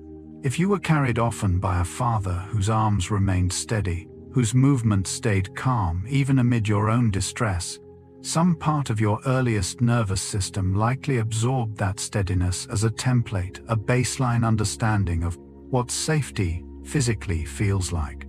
This template does not disappear as you grow older. Instead, it often continues operating quietly in the background, shaping how your body responds to comfort, closeness, and reassurance throughout your entire life, long after any conscious memory of those early moments has faded completely. This is part of why certain forms of physical comfort, a steady hand, a calm embrace, can feel inexplicably grounding, even in adulthood, tapping into something learned far earlier than memory itself can reach. You may never consciously recall the specific moments that built this foundation, but your body, in its own quiet way, may still remember, still carrying forward an early lesson about safety that was taught not through words, but simply through the steadiness of arms that held you before you had any real understanding of what holding even meant. Psychologists studying patterns of paternal expression have observed that fathers across many cultures often communicate love and care through shared activity, rather than through direct verbal statements of affection. This might look like building something together, fixing a bicycle, working alongside a child in a garden, or simply sitting together in comfortable, wordless companionship during a shared task. Researchers studying this pattern caution against interpreting it as emotional distance or reluctance to express love. Instead, they suggest it often represents a different, equally valid language of connection, one expressed through presence and shared effort rather than spoken declaration. Children raised in households where this style of expression is common often learn to recognize and value it as its own clear signal of affection, understanding intuitively that a father's willingness to spend focused time on a shared project is, in its own way, a direct expression of how much that time together matters to him. This does not mean verbal affection holds no value, since spoken words of love clearly matter as well. But it does suggest that love can be communicated through many different channels, and that shared activity, quiet and practical as it might seem on the surface, often carries just as much emotional weight as words ever could. If your father showed love primarily through doing, rather than saying through fixing building, or simply working alongside you, you were likely receiving something just as meaningful as any spoken declaration, expressed instead through the steady, wordless language of shared time and effort. When children witness or experience conflict, whether between parents, peers, or within a broader family dynamic, their physiological stress response tends to activate quickly, often before they have any conscious understanding of what is happening. Researchers studying family stress dynamics have found that a father's calm, steady presence during these moments can meaningfully lower a child's physiological stress response, sometimes measurable through reduced heart rate and cortisol levels, compared to situations where no such steady presence is available. This effect appears linked to a broader psychological principle known as co-regulation, where a child's nervous system, not yet fully capable of self-soothing, borrows stability from a calm adult nearby. A father who remains visibly composed, who speaks in a steady tone and maintains reassuring physical presence during moments of tension, essentially lends his own regulated nervous system to a child who cannot yet regulate their own. Over time, repeated exposure to this kind of steady modeling appears to help children gradually develop stronger self-regulation skills of their own, having internalized through repetition what calm actually looks and feels like in practice. This offers a compelling reframe of what protection during difficult moments can actually mean. It is not always about removing conflict entirely, since some conflict remains unavoidable in any family or environment. Sometimes protection simply means remaining steady enough nearby that a child's own nervous system has something calm to borrow from, a quiet anchor available exactly when it is needed most. Communication researchers studying early relational patterns have found that the way a father listens to his child, whether attentively, patiently, and with genuine curiosity, or distractedly and inconsistently, tends to shape how that child later approaches listening in their own relationships. Throughout life, children appear to absorb listening style much the way they absorb language itself, largely through observation and repeated experience rather than direct instruction. A father who consistently pauses what he is doing, makes eye contact, and responds thoughtfully to a child's small stories and observations, models a particular relational rhythm, one many children carry forward, often unconsciously, into their own future friendships, partnerships, and eventually their own parenting. Researchers note that this modeling effect tends to matter more than any explicit conversation about the importance of good listening, since children generally learn relational behavior through direct experience far more effectively than through verbal instruction alone. A father does not need to be a naturally gifted communicator to offer this gift. Consistency and genuine attention tend to matter more than eloquence or polish. Even simple, regular moments, a few minutes of undistracted attention at the end of a day, seem to accumulate meaningfully over time into a lasting relational template. If you find yourself naturally inclined to listen closely to the people you care about, to pause and genuinely attend rather than simply waiting for your turn to speak, some of that instinct may trace back to a father who once did exactly the same for you. Long-term studies tracking emotional expression across generations have found a consistent pattern. Fathers who express affection openly through words, physical warmth, or clear emotional presence tend to raise children who grow into adults comfortable expressing affection in their own relationships. Researchers describe this as a kind of intergenerational modeling, where children absorb not just the fact that affection exists within a family, but the specific manner in which it is safely and comfortably expressed. This pattern appears particularly significant for sons historically raised within cultural contexts that sometimes discouraged open emotional expression in men specifically. Fathers who broke from that pattern, offering visible warmth and comfort without hesitation, appear to give their children, and particularly their sons, a kind of quiet permission that can be difficult to grant oneself without first having witnessed it modeled clearly by someone trusted. This does not mean affection must look identical across every family, since cultural and personal styles of expressing warmth vary widely and legitimately. What matters most, researchers emphasize, is consistency and genuineness, rather than any particular external form. A child who grows up watching a father express care openly, however that expression specifically looks, tends to internalize the belief that affection is safe, normal, and worth offering freely to others. If you find it relatively easy to express warmth toward the people you love, some part of that ease may have been quietly modeled for you first, long before you ever had to consciously decide how comfortable expressing love should feel. When people are asked later in life to describe their most treasured childhood memories involving a father, the answers rarely center on major events or elaborate occasions. Far more often, they involve small, repeated rituals, a particular way of saying goodnight, a specific breakfast made every Saturday, a familiar song hummed during a car ride home. Researchers studying memory and emotional attachment suggest this pattern makes sense, since repetition itself builds emotional weight over time, in a way single isolated events rarely can.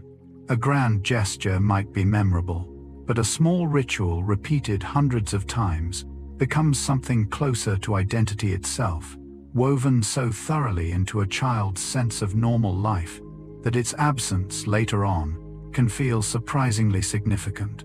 These rituals often carry meaning neither parent nor child fully recognizes while they are happening, since routine by its nature tends to feel unremarkable in the moment. It is usually only in retrospect, sometimes many years later, that the true emotional weight of a small recurring gesture becomes clear. A father who reliably performed some small, specific act, however modest, was likely offering something far more significant than either of them realized at the time. If you find yourself, even now, unexpectedly moved by some small sensory detail, a particular phrase, a certain smell, a familiar tune, there is a good chance a quiet, repeated ritual from childhood is somewhere behind that feeling, still holding meaning long after the daily routine itself has faded into memory. Children rarely announce their fears with clear, direct language, especially at younger ages, and yet attentive fathers often come to know a child's specific fears with remarkable precision, learned entirely through observation rather than conversation. A particular hesitation before a dark room, a subtle stiffening during a loud noise, a quiet reluctance around a specific situation.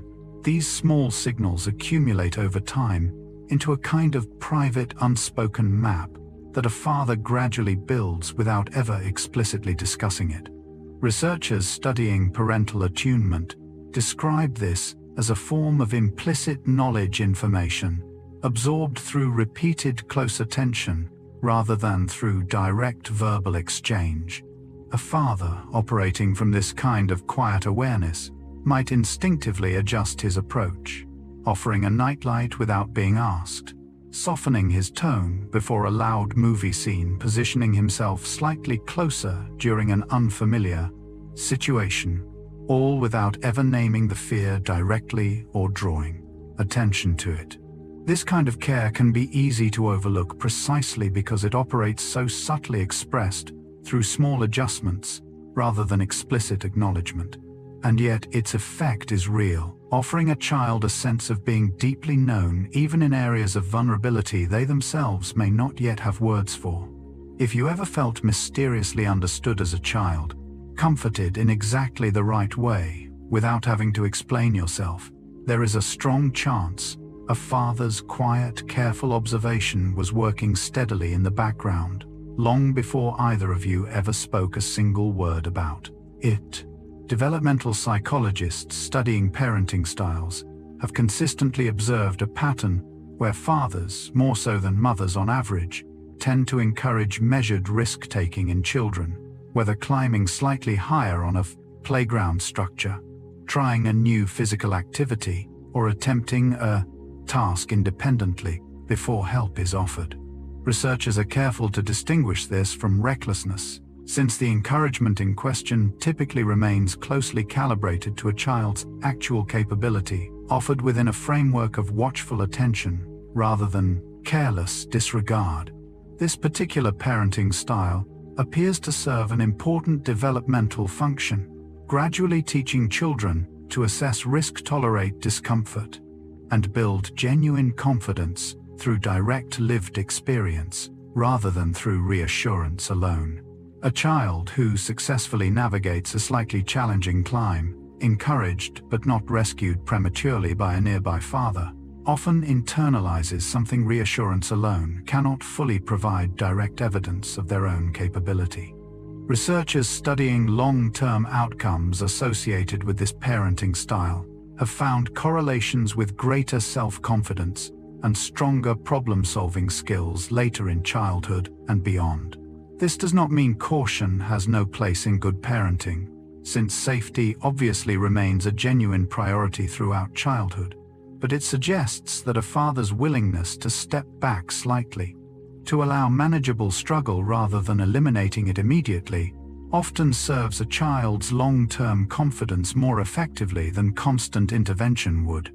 Somewhere in your own willingness to attempt difficult things, an early father's carefully calibrated encouragement may still be quietly present, having taught you long ago that manageable struggle is often worth attempting. Research on parental discipline has consistently found that the specific consequence delivered during a disciplinary moment often matters less than the emotional tone in which it is delivered. A father who addresses misbehavior calmly, clearly, and without harsh emotional escalation tends to produce more lasting behavioral change than one who relies primarily on anger or intimidation, even when the underlying consequence itself is broadly similar between the two approaches. Researchers believe this connects closely to how children process discipline neurologically, since a calm, clear approach allows a child to actually absorb the lesson being offered, while a harsh, frightening approach tends to trigger a stress response that interferes with learning altogether, leaving the child focused primarily on emotional survival rather than genuine understanding. This does not mean discipline should be permissive or avoid clear boundaries, since children generally benefit from consistent, predictable structure. It means the manner of delivery carries significant weight of its own, separate from the specific consequence involved. A father who can maintain steady composure even while addressing serious misbehavior models something valuable beyond the immediate lesson itself, demonstrating that accountability and calm control can coexist, that correction does not require fear to be effective. Children raised within this kind of disciplinary environment often develop a clearer, less anxious relationship with their own mistakes later in life, having learned early that being corrected does not have to feel like being threatened. In this way, tone itself becomes part of the lesson, sometimes even the most lasting part of it. Scent holds a uniquely powerful connection to memory, processed by the brain through pathways closely linked to emotional and autobiographical recall, often bypassing the more analytical processing associated with other senses.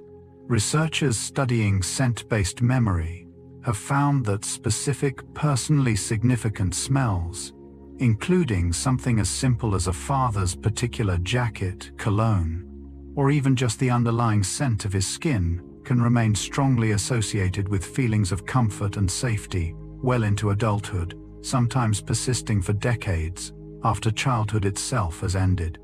This connection often operates entirely below conscious awareness, meaning a person might feel unexpectedly calmed or comforted by an unfamiliar scent without immediately understanding why. Only later, recognizing some faint similarity to a long-remembered paternal association. This phenomenon helps explain why certain seemingly minor sensory details, a particular fabric softener, a specific brand of soap, can carry surprisingly strong emotional weight, especially during moments of stress or nostalgia. Some adults report specifically seeking out a father's old jacket or a similar scent during difficult periods, describing an almost immediate calming effect that feels disproportionate to something as simple as smell alone. Neuroscience suggests this reaction is entirely genuine rather than merely sentimental, since scent-triggered memory recall activates real, measurable emotional processing centers within the brain.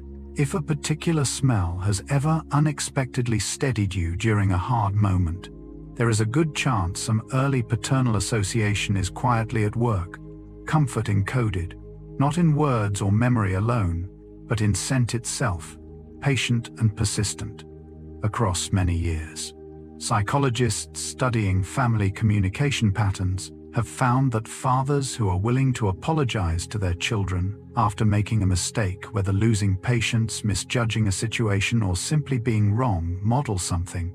Genuinely important emotional accountability offered directly and without excessive defensiveness. This might seem like a small gesture, but researchers note it carries significant weight, particularly because children are highly attentive to how the adults around them handle their own errors. A father who says a simple, direct apology, acknowledging a mistake without over-explaining or minimizing it, teaches a child that making mistakes does not threaten the relationship itself, and that repair is always possible after conflict or error. This stands in contrast to households where mistakes go unacknowledged, which researchers suggest can inadvertently teach children that admitting fault is something to avoid or fear, rather than something manageable, and even relationship strengthening. Children who witness this kind of accountability modeled consistently tend to develop healthier relationships with their own mistakes later in life, showing less defensiveness and greater willingness to take responsibility when they themselves are in the wrong. There is a quiet kind of strength in this particular form of paternal example, one that runs somewhat against older cultural assumptions, equating strength with never admitting fault. A father, secure enough to say simply that he was wrong and that he is sorry, offers his child something durable, proof that accountability and strength are not opposites, but can in fact comfortably coexist within the very same person.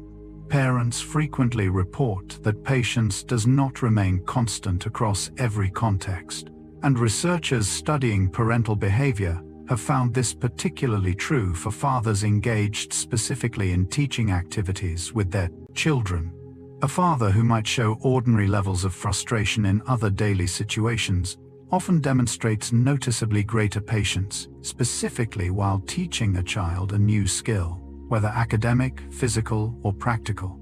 Researchers suggest this pattern connects to the deeply purposeful nature of teaching itself, since the immediate goal, a child's understanding or mastery, tends to activate a different psychological framework than everyday frustrations typically do.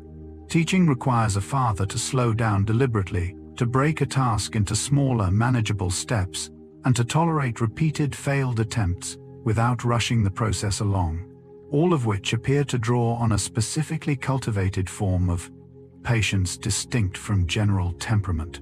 This heightened patience during teaching moments often surprises fathers themselves, some of whom describe feeling calmer and more present during these specific interactions than they typically feel elsewhere in daily life. Over time, repeated teaching interactions appear to gradually extend this patience into other areas as well, suggesting the skill once practiced consistently in one context can slowly generalize outward. If you remember your father as remarkably patient, specifically while teaching you something, whether tying a knot, solving a math problem, or learning to swim, you are likely witnessing a very particular, carefully summoned version of him, one shaped specifically by the quiet, focused purpose of helping you learn. Long before children can meaningfully process spoken advice about handling stress or difficulty, they are already absorbing something far more influential: the observed pattern of how a father actually copes with his own stress in real time. Researchers studying emotional modeling describe this as one of the most powerful and often least recognized forms of parental influence. Since children learn far more from watching behavior than from hearing instruction about how they should ideally behave, a father who manages frustration by pausing, breathing, or calmly problem-solving teaches this pattern far more effectively through repeated demonstration than through any verbal lesson about staying calm ever could. Conversely, a father who consistently responds to stress with visible anger or complete emotional withdrawal teaches an equally powerful, if less intended, lesson, one children often carry forward into their own adult coping patterns without fully present. realizing where the pattern originated. This explains why many adults, when examining their own instinctive responses to stress, find echoes of a parent's coping style, embedded somewhere within their own reactions, learned so early and so implicitly that it feels indistinguishable from personal temperament. Understanding this dynamic offers fathers a meaningful, if sometimes daunting, insight. The specific words used to teach resilience matter far less than the daily, often unremarkable moments where stress is simply handled one way or another in full view. Somewhere in your own instinctive way of facing difficulty, a father's quiet, repeated example may still be present, shaping your response long before you ever consciously chose it. Silence is easy to misread, particularly during difficult or emotional moments, where the absence of words can feel, at first glance, like distance or disengagement. But researchers studying nonverbal emotional support have found that quiet, steady presence, offered without pressure to speak, can carry significant comfort of its own, particularly for people who process difficult emotions more slowly or privately. A father who sat quietly beside you during a hard moment, offering no immediate solution or lengthy conversation, may not have been withholding comfort at all. He may have been offering exactly the kind of comfort the moment actually needed, space to simply exist without demand, without pressure to explain or perform emotional readiness before you were prepared to. This kind of presence requires its own quiet discipline, resisting the instinct to fill silence with words or fix a problem immediately, choosing instead to simply remain nearby patiently for as long as needed. Many adults, reflecting later on difficult periods in their lives, specifically recall this kind of quiet companionship as deeply meaningful, sometimes more so than any advice offered at the time. It suggests that comfort does not always require language to be effective, that sometimes steady, undemanding presence communicates more clearly than words ever could. If your father offered you silence during hard moments rather than immediate solutions, there is a good chance he was not failing to help. He may simply have understood, perhaps instinctively, that some moments call for company rather than conversation. Researchers studying parent-child trust have found that genuine curiosity, a father actively asking questions and showing real interest in whatever a child happens to be passionate about, tends to build deeper trust over time than praise alone, even generous or frequent praise. This finding might seem counterintuitive at first, since praise is often assumed to be the primary way parents express approval and support. But researchers suggest curiosity communicates something praise cannot fully capture: on its own genuine interest in the child as a distinct, whole person, rather than evaluation focused narrowly on performance or achievement. A father who asks thoughtful, specific questions about a child's favorite game, hobby, or interest, and who actually listens closely to the answers, signals that the child's inner world matters to him beyond any particular accomplishment. This distinction becomes especially important as children grow older, since praise focused too heavily on outcomes can sometimes create pressure or anxiety around performance, while genuine curiosity carries no such conditional weight. Children who experience this kind of sustained curiosity from a father often develop stronger trust and openness within the relationship overall, feeling secure enough to share things beyond simply what might earn approval. This offers a gentle but meaningful shift in perspective. Connection may not always require celebrating achievement. Sometimes it requires something simpler and quieter. A father genuinely wanting to understand what lights someone up and taking the time again and again to actually ask.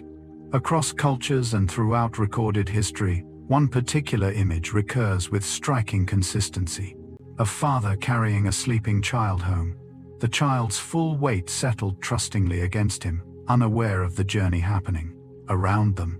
Anthropologists studying family behavior across different societies note that this simple act, largely unchanged across centuries, despite vast differences in technology, geography, and culture, appears to represent something close to a universal expression of paternal care. There is a particular vulnerability captured in this moment. A child fully asleep, fully unguarded, entrusting their entire physical safety to someone strong enough to carry them the rest of the way home. The father, in turn, typically adjusts his pace, his posture, sometimes even his breathing to avoid disturbing that fragile, trusting sleep. A small physical negotiation most fathers make instinctively without ever consciously deciding to. This moment rarely feels significant while it is happening, overshadowed by fatigue, by the practical business of simply getting home. And yet, described later, whether by the father recalling the weight of a small sleeping body, or by an adult child imagining what that unremembered journey might have felt like, this particular image consistently carries deep emotional resonance. Perhaps this is because it distills something essential about paternal love into its simplest possible form: quiet effort, careful movement, and complete trust, all folded into one modest, unremarkable walk that somehow manages to say everything 1,000 words might otherwise struggle to express. Where some forms of protection focus on shielding a child from difficulty entirely, researchers studying paternal behavior have found that fathers frequently express protection through a different, somewhat less obvious approach, teaching children the skills and confidence needed to navigate obstacles themselves, rather than removing every obstacle in advance. This might look like teaching a child how to problem solve through a difficult homework assignment, rather than simply providing the answer, or allowing a child to work through a minor social conflict, rather than intervening immediately on their behalf.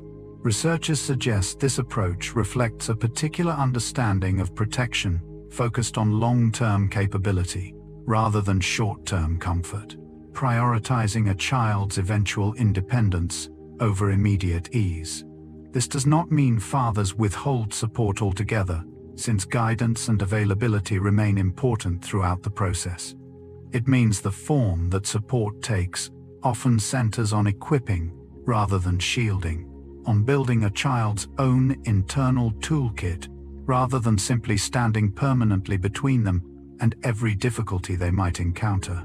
Children raised with this particular style of protection often develop stronger self-reliance and problem-solving confidence over time, having learned through direct, guided experience that challenges are generally survivable and often, ultimately worth facing directly. There is a particular kind of quiet trust embedded in this approach, a father believing enough in a child's eventual capability to sometimes step back rather than step in immediately. It is protection expressed not through constant shielding but through steady, patient confidence in what a child, given the chance, can eventually learn to handle entirely on their own. Researchers studying infant soothing techniques have found that the rhythmic motion produced by a father walking while holding an infant can be just as effective at calming distress as more traditional deliberate rocking motions. This makes sense from a physiological standpoint, since walking naturally produces a steady, repetitive rhythm, one that closely resembles the kind of gentle, patterned movement infants respond to positively across many different soothing contexts. What makes walking particularly effective, researchers suggest, is the combination of movement with the added sensory input of changing surroundings, shifting light, subtle temperature variation, and ambient sound, all layered together into a richer sensory experience than stationary rocking alone typically provides. Many exhausted new fathers instinctively discover this technique through simple trial and error, walking slow laps around a living room or a quiet nighttime street in an attempt to settle a crying infant, often without any formal awareness of the underlying research supporting the method.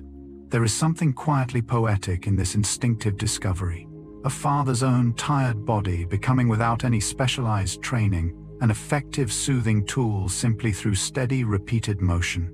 Over time, infants soothed this way often show a specific learned association between walking rhythm and comfort, sometimes settling almost immediately the moment they are lifted, and movement begins, having come to recognize the pattern itself as a reliable signal of safety. If you were ever calmed this way as an infant, some part of your earliest experience of comfort may still be quietly tied to nothing more complicated than the steady, patient rhythm of someone walking slowly, simply to help you finally rest. While major milestones and significant occasions naturally draw attention, researchers studying long-term family relationships have found that a father's consistent presence during small, ordinary, easily overlooked moments often carries more lasting emotional weight than presence at larger, more visible events. This might include being reliably present for an everyday dinner, a quiet evening conversation, or a routine drive to school, moments with no particular significance individually, but which accumulate over years into a much larger pattern of felt reliability. Researchers suggest this connects to how trust is actually built psychologically, not primarily through occasional grand gestures, but through the steady accumulation of countless small, unremarkable moments of dependable presence.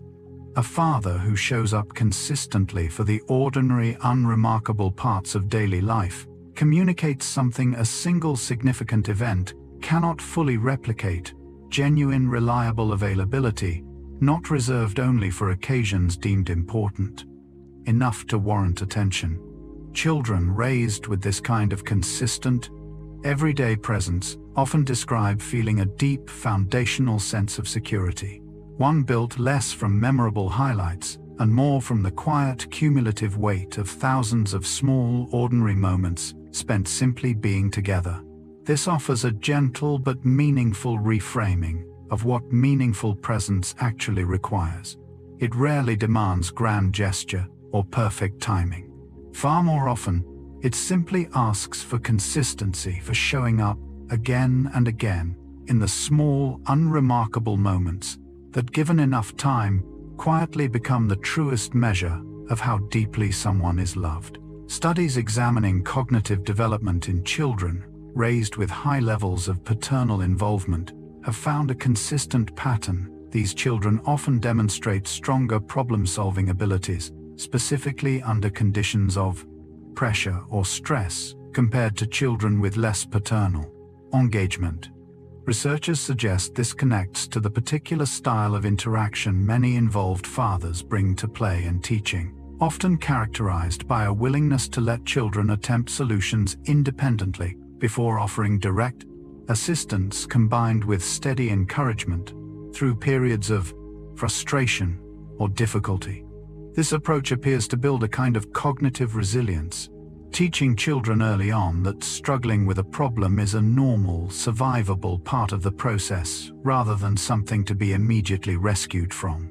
Children who experience this pattern repeatedly seem to internalize a calmer, more persistent approach to challenges later in life, less likely to become overwhelmed when faced with pressure or unexpected difficulty.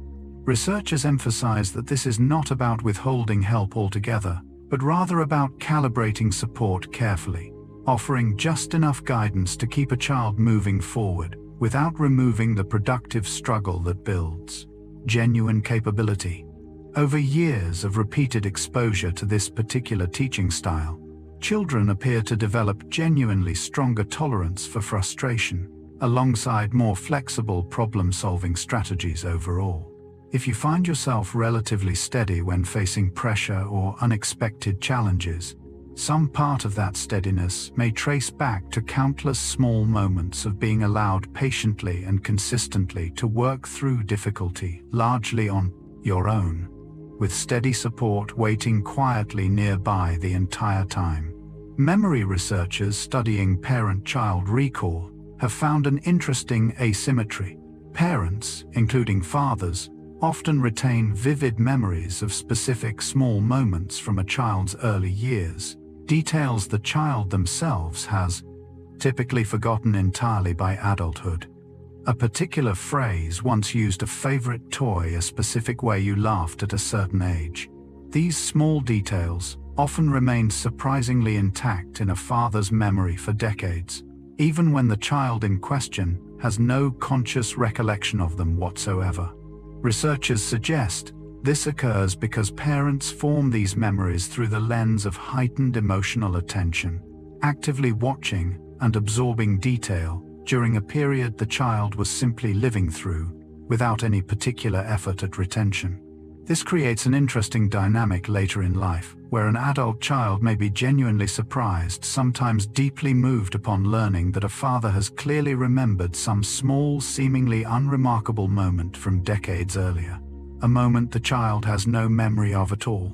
This asymmetry offers a quiet window into just how closely fathers often observe their children during those early years, absorbing far more detail than either party typically recognizes in the moment.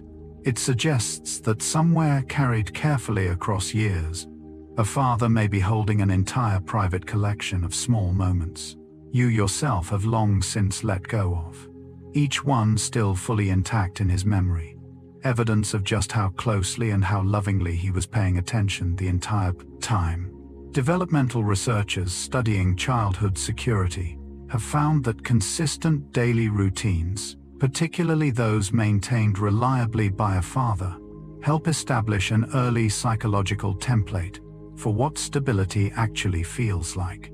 This might include a predictable morning routine, a consistent bedtime process, or simply reliable patterns around meals and daily structure.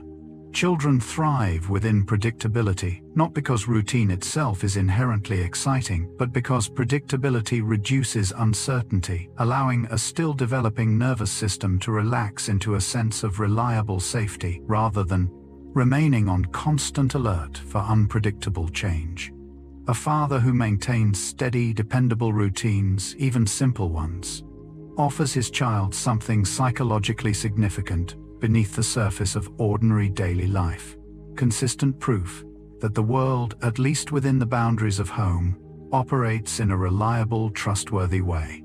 This template appears to extend well beyond childhood itself, often shaping how a person approaches structure, planning, and reliability throughout their own adult life. Someone raised within a consistently stable environment often carries forward an internalized sense that steadiness is both achievable and valuable, sometimes without ever consciously tracing that belief back to its actual origin.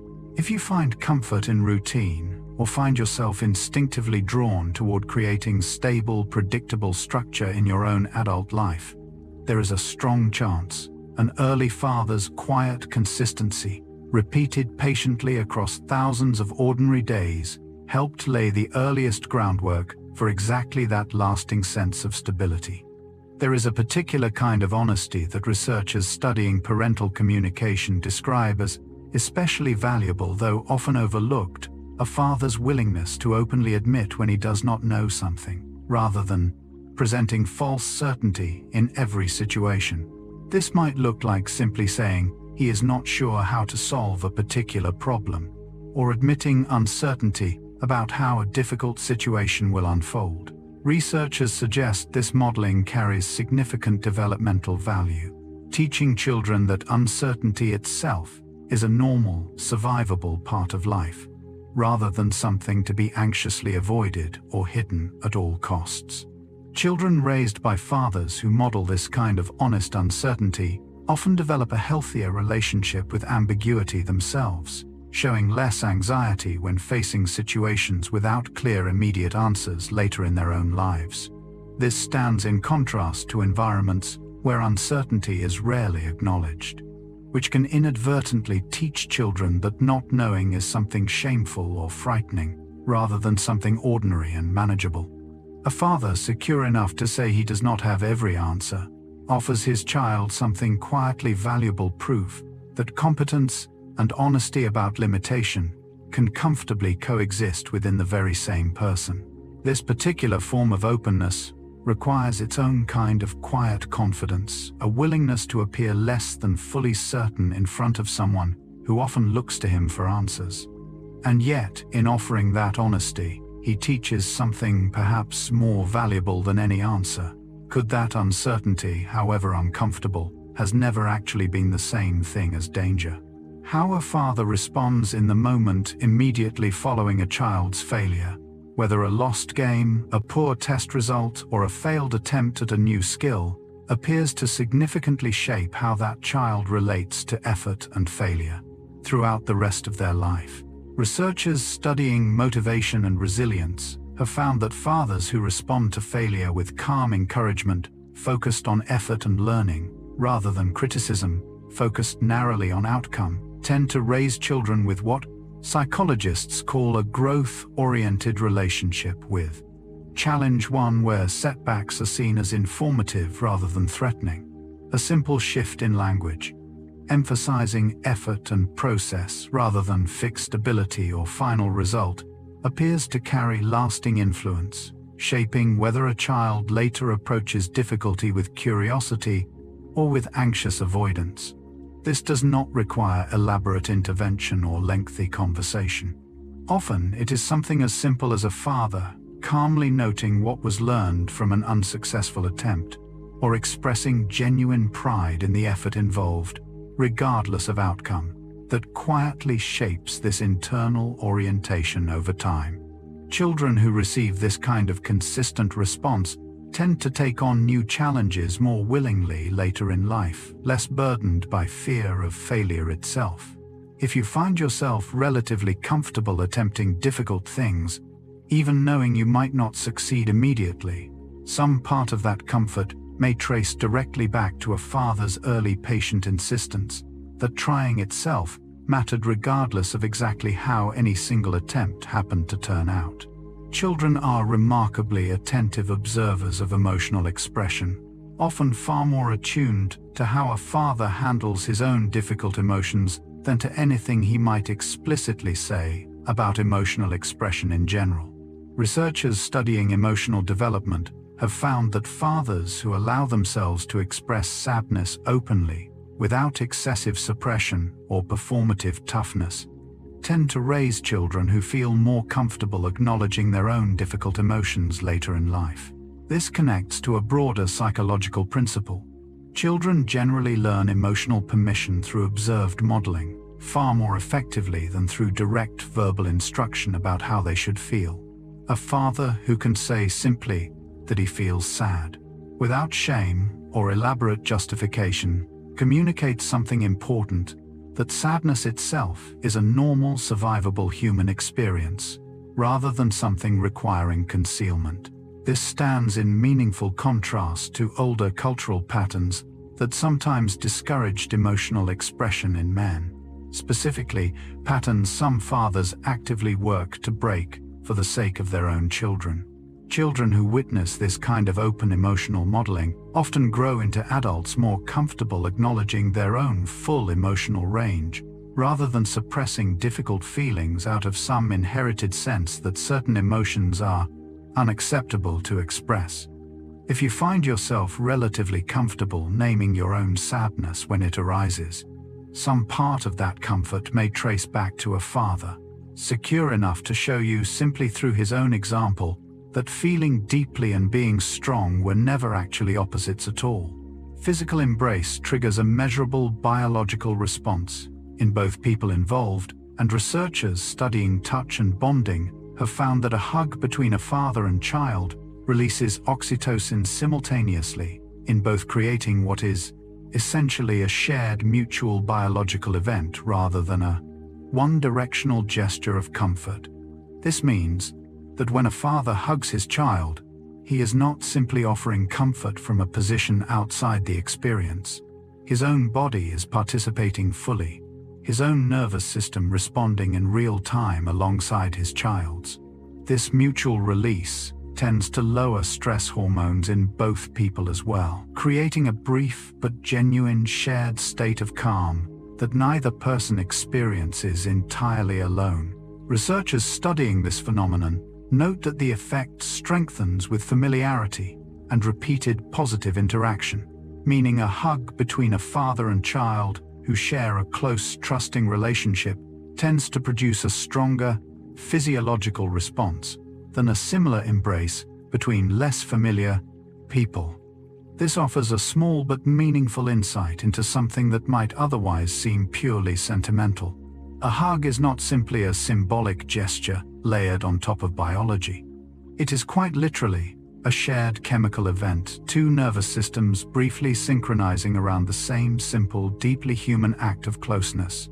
Every embrace you ever shared with your father, however brief or ordinary it may have felt at the time, was never one-sided. Somewhere in that shared moment, his own body was softening too, calmed by exactly the same closeness he was offering you.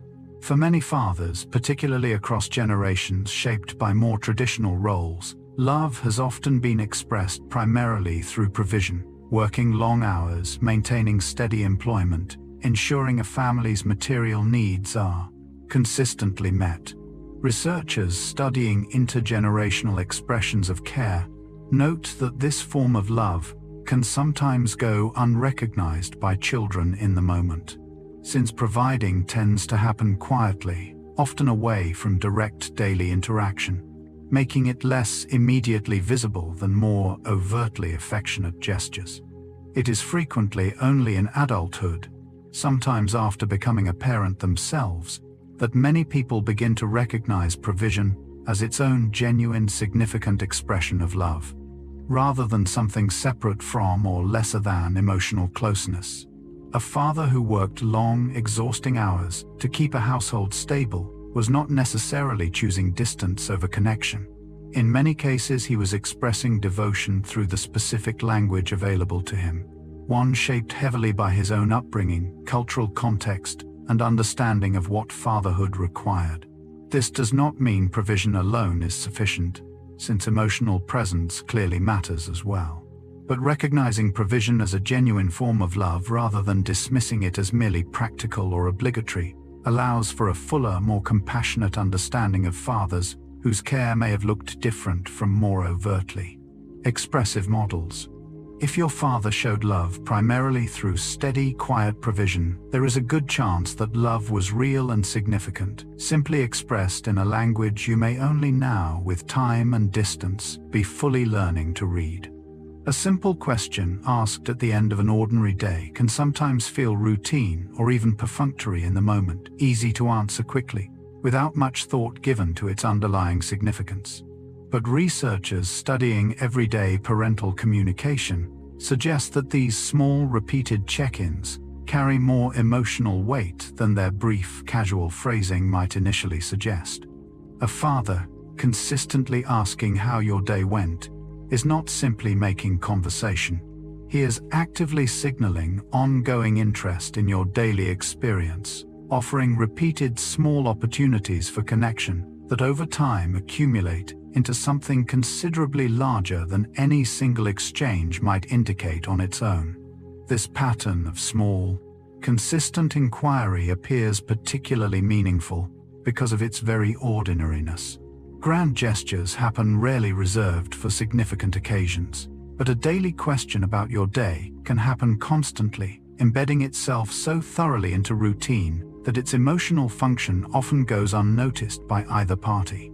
Researchers suggest that children who grow up with this kind of consistent, low-key inquiry often develop a quiet underlying sense that someone remains genuinely interested in their daily existence, not just their major achievements or difficulties. If your father regularly asked some version of this simple question, even if your answers were often brief or unremarkable, there is a good chance something meaningful was happening beneath the surface of that ordinary exchange. A small, steady thread of attention being offered to you again and again, far more often than either of you likely ever consciously noticed. Teaching a child to ride a bicycle offers a particularly vivid illustration of a pattern that extends far beyond that single skill, the endless patient repetition of small corrections required to teach genuine balance.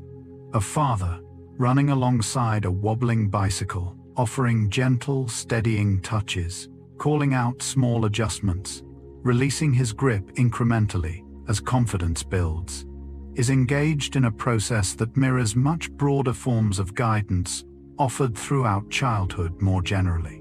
Researchers studying skill acquisition note that balance, whether physical or more broadly metaphorical, is rarely taught through a single decisive lesson.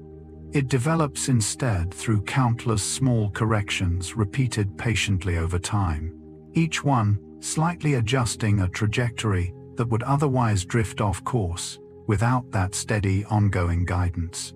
This pattern extends well beyond bicycles into nearly every area. A father helps guide a child through financial habits, emotional regulation, decision-making, each requiring its own version of repeated, patient correction rather than a single definitive lesson capable of resolving everything at once. What makes this particularly demanding is the sheer repetition involved, offering the same gentle correction dozens or even hundreds of times without frustration overtaking the process. And yet somewhere in that repetition, genuine balance eventually takes hold. Often so gradually that neither father nor child can pinpoint the exact moment it finally clicked into place. If you have ever found your own balance in any sense of that word, some quiet, patient repetition offered long ago likely helped guide you there. Trust between a father and child is rarely built through any single dramatic moment, however meaningful that moment might feel in isolation. Researchers studying relational trust have found instead that trust accumulates gradually through consistent repetition of smaller, reliable actions performed again and again over an extended period of time. A father who shows up reliably, who follows through on smaller promises, who remains present across countless ordinary days, is engaged in a slow but powerful process of trust building, one that single grand gestures alone simply cannot replicate, no matter how impressive they might seem individually. This helps explain why children raised by consistently present fathers, even those who are not particularly demonstrative or expressive in dramatic ways, often develop deep, lasting trust in the relationship. Consistency itself becomes the primary language of that trust, communicated not through any single powerful statement, but through the sheer accumulated weight of dependable presence across time. Researchers note that this kind of trust, once firmly established through years of consistency, tends to prove remarkably resilient, able to withstand occasional mistakes or imperfect moments, precisely because it was never built upon perfection in the first place, only upon reliable, repeated presence. If you carry a deep, quiet trust in your father, one that persists even through his imperfections, there is a good chance that trust was never built through any single remarkable moment. It was built slowly through thousands of small, unremarkable instances of simply reliably showing up. While pride is sometimes assumed to require loud, enthusiastic expression, researchers studying paternal communication have found that many fathers express genuine pride through much quieter channels: sustained attention, a lingering glance, careful listening to a story already told once before. This quieter mode of expression can be easy to miss, particularly for a child accustomed to associating pride primarily with visible enthusiasm or verbal praise. Yet researchers suggest that quiet attention often carries just as much emotional weight, sometimes more precisely, because it requires sustained presence rather than a brief momentary outburst. A father who remains fully attentive during a child's story, who asks a genuine follow-up question, who simply continues watching a moment slightly longer than necessary, is frequently expressing something significant, even without any explicit statement of pride ever being spoken aloud. This pattern appears especially common among fathers raised within cultural or family contexts that did not particularly encourage overt emotional expression, leading many to default toward quieter, more understated forms of communication instead. This does not make the underlying feeling any less genuine. It simply means the signal requires closer attention to recognize a shift in what a person is listening or watching for. If you sometimes wondered whether your father was truly proud of you given how rarely he may have said so directly, there is a good chance the answer was present all along, expressed quietly, consistently, through nothing more than the simple, sustained attention he kept choosing to offer you. Cognitive development researchers studying how children approach challenges have found that problem-solving style, the specific way a person breaks down and works through a difficult situation, is often absorbed directly from a father through repeated observation long before a child consciously recognizes this influence at all. A father who approaches problems methodically, breaking large tasks into smaller manageable steps, models this exact pattern for a watching child who often begins applying a strikingly similar approach to entirely unrelated challenges later in life. This kind of learning happens largely through implicit observation rather than direct instruction, meaning a child rarely receives an explicit lesson in problem-solving strategy. Instead, they simply absorb a pattern through repeated exposure, watching a father work through countless small challenges across ordinary daily life: a broken appliance, a complicated form, an unexpected setback. Researchers note that this modeling effect often persists remarkably well into adulthood, with many people, upon closer reflection, recognizing clear echoes of a father's specific problem-solving approach embedded within their own instinctive strategies, sometimes even down to specific phrases or habitual first steps taken when facing something difficult. This offers a quiet but meaningful insight into just how much influence ordinary, unremarkable moments can carry. A father was likely never trying to teach problem-solving directly during most of these instances. He was simply living his own life, handling his own challenges, while someone small and attentive nearby was quietly, unconsciously learning exactly how it might be done. Much of a father's protective concern for his child operates entirely behind the scenes, expressed not through visible worry but through quiet decisions made well before a child ever becomes aware there was anything to worry about in the first place. Researchers studying parental behavior note that fathers frequently make small, careful adjustments, checking a route before a trip, quietly researching an unfamiliar situation, making a discreet phone call to verify safety, all without ever mentioning the underlying concern that prompted the action.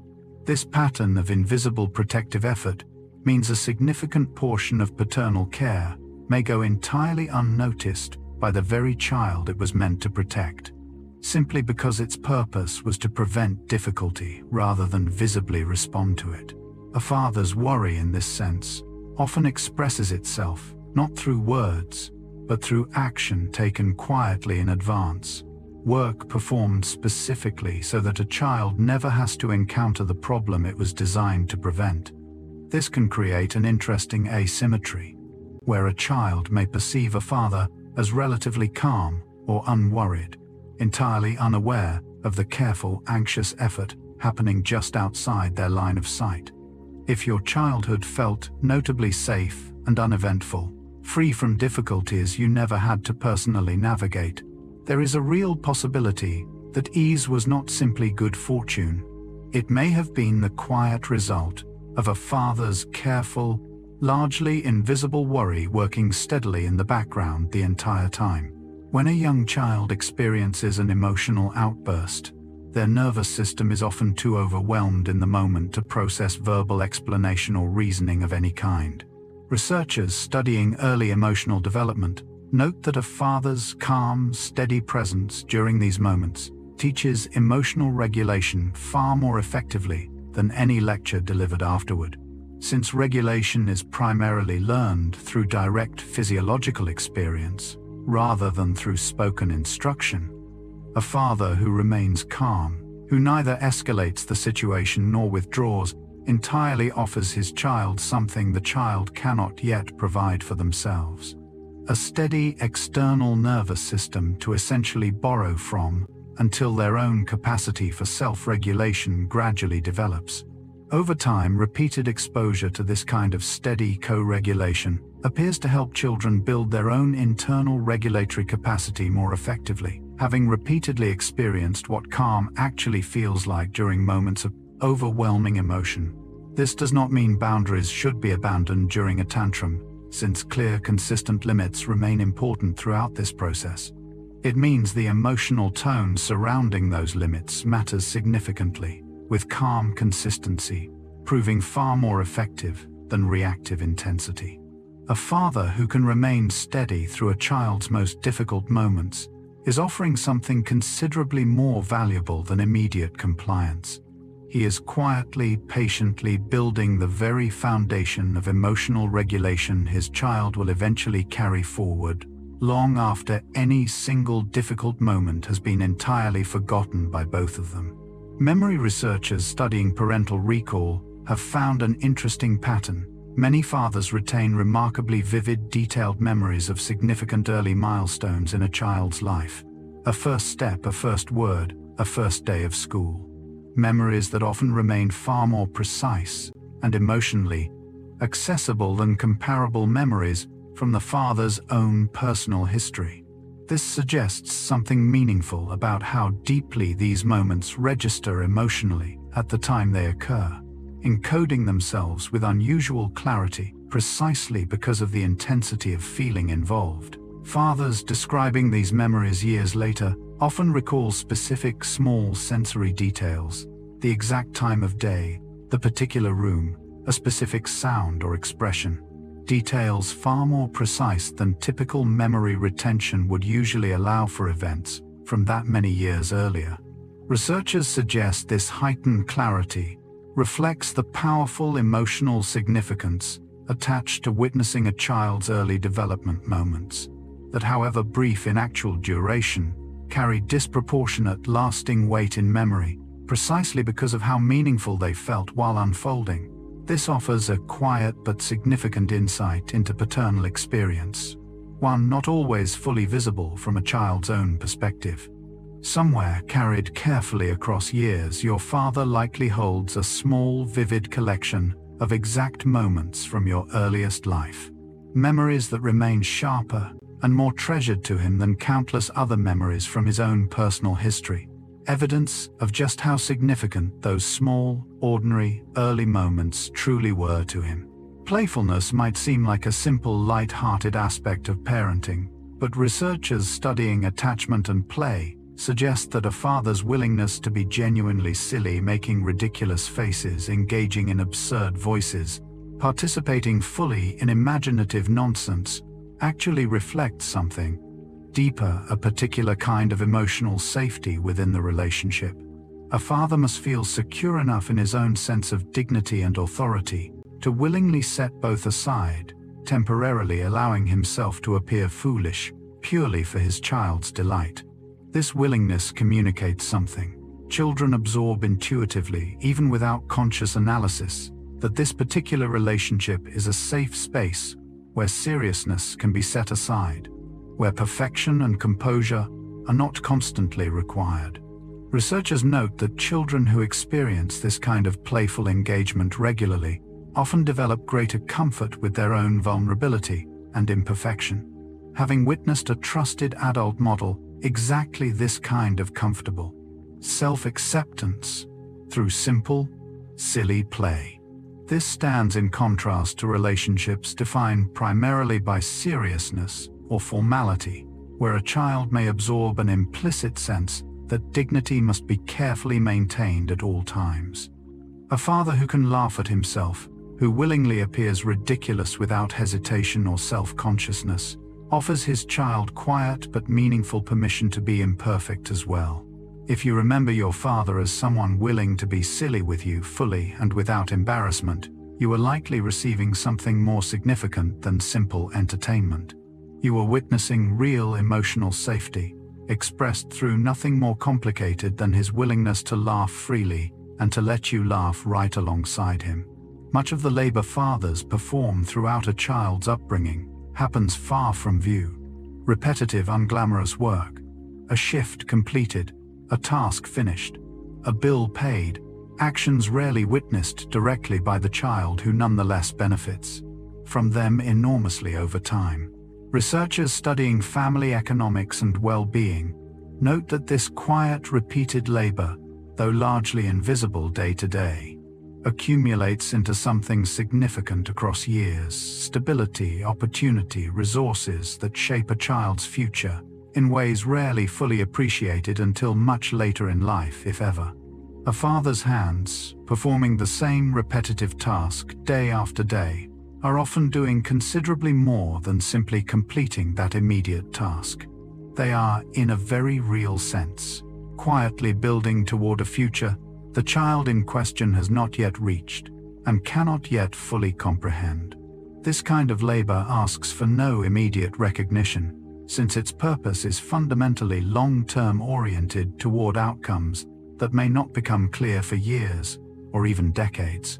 It is easy, from a child's vantage point, to overlook this dimension of paternal care entirely, focused naturally on the present rather than on invisible, ongoing effort directed toward a future still unfolding. If your father spent long hours engaged in repetitive, unglamorous work, there is a strong chance that labor was never simply about the immediate task at hand. It was quietly and consistently an investment in exactly the kind of future you may be living in right now. There is a particular kind of vulnerability involved when a father openly shares a mistake from his own past, a poor decision, a missed opportunity, a moment of genuine failure, rather than presenting himself as someone who has always gotten things right. Researchers studying parental communication suggest that this kind of honest disclosure carries significant developmental value, offering children something considerably more useful than an image of flawless competence, proof that mistakes are survivable, common, and ultimately compatible with a meaningful, successful life. A father who shares an honest story about his own past failure, rather than only offering polished advice, gives his child implicit permission to make mistakes of their own, without excessive fear or shame. This stands in contrast to relationships where a father presents only success and certainty, which can inadvertently create pressure on a child to appear similarly flawless, fearing that any mistake might somehow disappoint or diminish the relationship itself. Children who grow up hearing honest accounts of a father's own imperfect history often develop a more forgiving, realistic relationship with their own inevitable mistakes, understanding intuitively that failure is simply part of any genuine life well lived, rather than something to be endlessly avoided. If your father ever shared an honest story about his own mistakes or failures, there is a good chance he was offering you something quietly generous, permission modeled through his own vulnerability, to be imperfect yourself, and to trust that imperfection was never actually the barrier to love it might have once seemed to be. Among the quietest, least witnessed forms of paternal care is a simple private ritual many fathers perform without ever mentioning it to anyone. A late-night check on a sleeping child, a brief pause at a doorway, a hand gently adjusting a blanket, a moment of simply watching before quietly leaving the room again. This particular act carries no audience, no expectation of acknowledgement, and often no memory retained by the sleeping child it was performed for. And yet researchers studying parental behavior suggest these unwitnessed moments may represent some of the purest expressions of paternal love, precisely because they ask for nothing in return, offered entirely for their own sake rather than for any recognition or response. A father standing quietly in a doorway, simply confirming that his child is safe and breathing steadily, is engaging in an act motivated by nothing beyond care itself, since there is no one present to see or reward the gesture. This kind of private ritual, repeated countless times across years, without ever being directly acknowledged by either party, represents something close to love in its most unadorned, unself-conscious form. It asks nothing, expects nothing, and exists purely because something small and sleeping mattered enough to warrant one more quiet check before the father himself could finally rest. Somewhere, quite possibly, a version of this exact moment happened for you as well, entirely without your knowledge. A private declaration made and immediately released back into silence. Linguists studying family language patterns have found that children frequently absorb specific phrases, expressions, and turns of speech directly from a father, carrying them forward into their own adult vocabulary decades later often, without any conscious awareness of where these particular expressions originally came from. A specific way of describing frustration, a particular term of endearment, a distinctive saying used repeatedly during childhood. These linguistic fragments often persist remarkably well into adulthood, surfacing naturally in a person's own speech long after the original source has been largely forgotten. Researchers suggest this happens because language acquired during childhood, particularly language tied to emotionally significant relationships, tends to embed itself unusually deeply, becoming part of a person's default vocabulary rather than remaining consciously associated with its original source. Many adults report a specific, sometimes startling moment of recognition, catching themselves using an exact phrase their father once used regularly, sometimes even noticing a similar cadence or intonation accompanying it, evidence of just how thoroughly that early linguistic influence became woven into their own natural speech. This offers a small but meaningful reminder of just how much of a father's presence continues quietly forward, carried not through memory alone, but through language itself, resurfacing unexpectedly in entirely new contexts many years later. Somewhere in your own everyday speech, a father's particular way of putting things may still be quietly present, offered up naturally again and again, long after you stopped consciously remembering exactly where it first came from. Physiological research on co-regulation has found that a father's steady, slow breathing while holding a child, particularly during moments of distress, can help gradually regulate the child's own breathing pattern through a process researchers call respiratory entrainment. An infant or young child whose own capacity for self-regulation remains underdeveloped can effectively borrow this steadiness through close physical contact, their own breath gradually slowing to more closely match the calm, deliberate rhythm of the adult holding them. This effect appears strongest during extended, close physical contact, chest against chest, where the sensory experience of feeling a steady breath directly alongside a slow, consistent heartbeat provides a particularly powerful regulatory cue. Fathers who remain consciously calm during moments of a child's distress, deliberately slowing their own breathing rather than allowing tension to build, appear to offer a more effective calming influence than those who unconsciously tense or breathe more rapidly themselves. This suggests something quietly significant about paternal presence during difficult moments. A father's own internal state during these interactions is not simply background noise, but an active physiological tool capable of directly influencing a child's own capacity to settle. There is something remarkable in this exchange. One body's calm, literally becoming, through nothing more than close proximity, another body's calm as well. If you were ever held closely during a difficult moment as a child, gradually settling against a steady, patient breath, some part of your earliest experience of calming down may have been shaped entirely by borrowing exactly that steadiness, offered freely breath by breath, until your own finally slowed to match it. There is a particular kind of quiet strength involved when a father openly asks for help, whether admitting he cannot fix something alone, seeking guidance from someone more experienced, or simply acknowledging that a task exceeds his own current capability.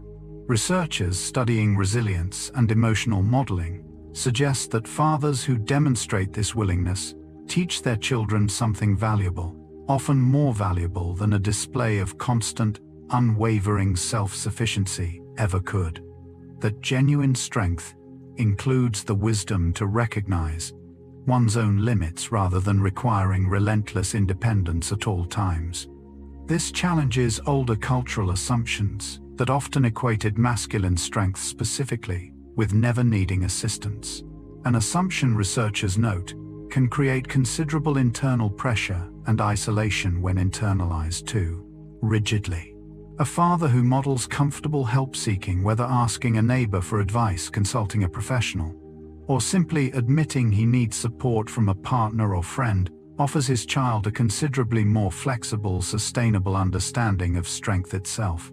Children who witness this kind of modeling often grow into adults more willing to seek support themselves when genuinely needed, rather than struggling silently under a mistaken belief that asking for help represents some kind of personal failure.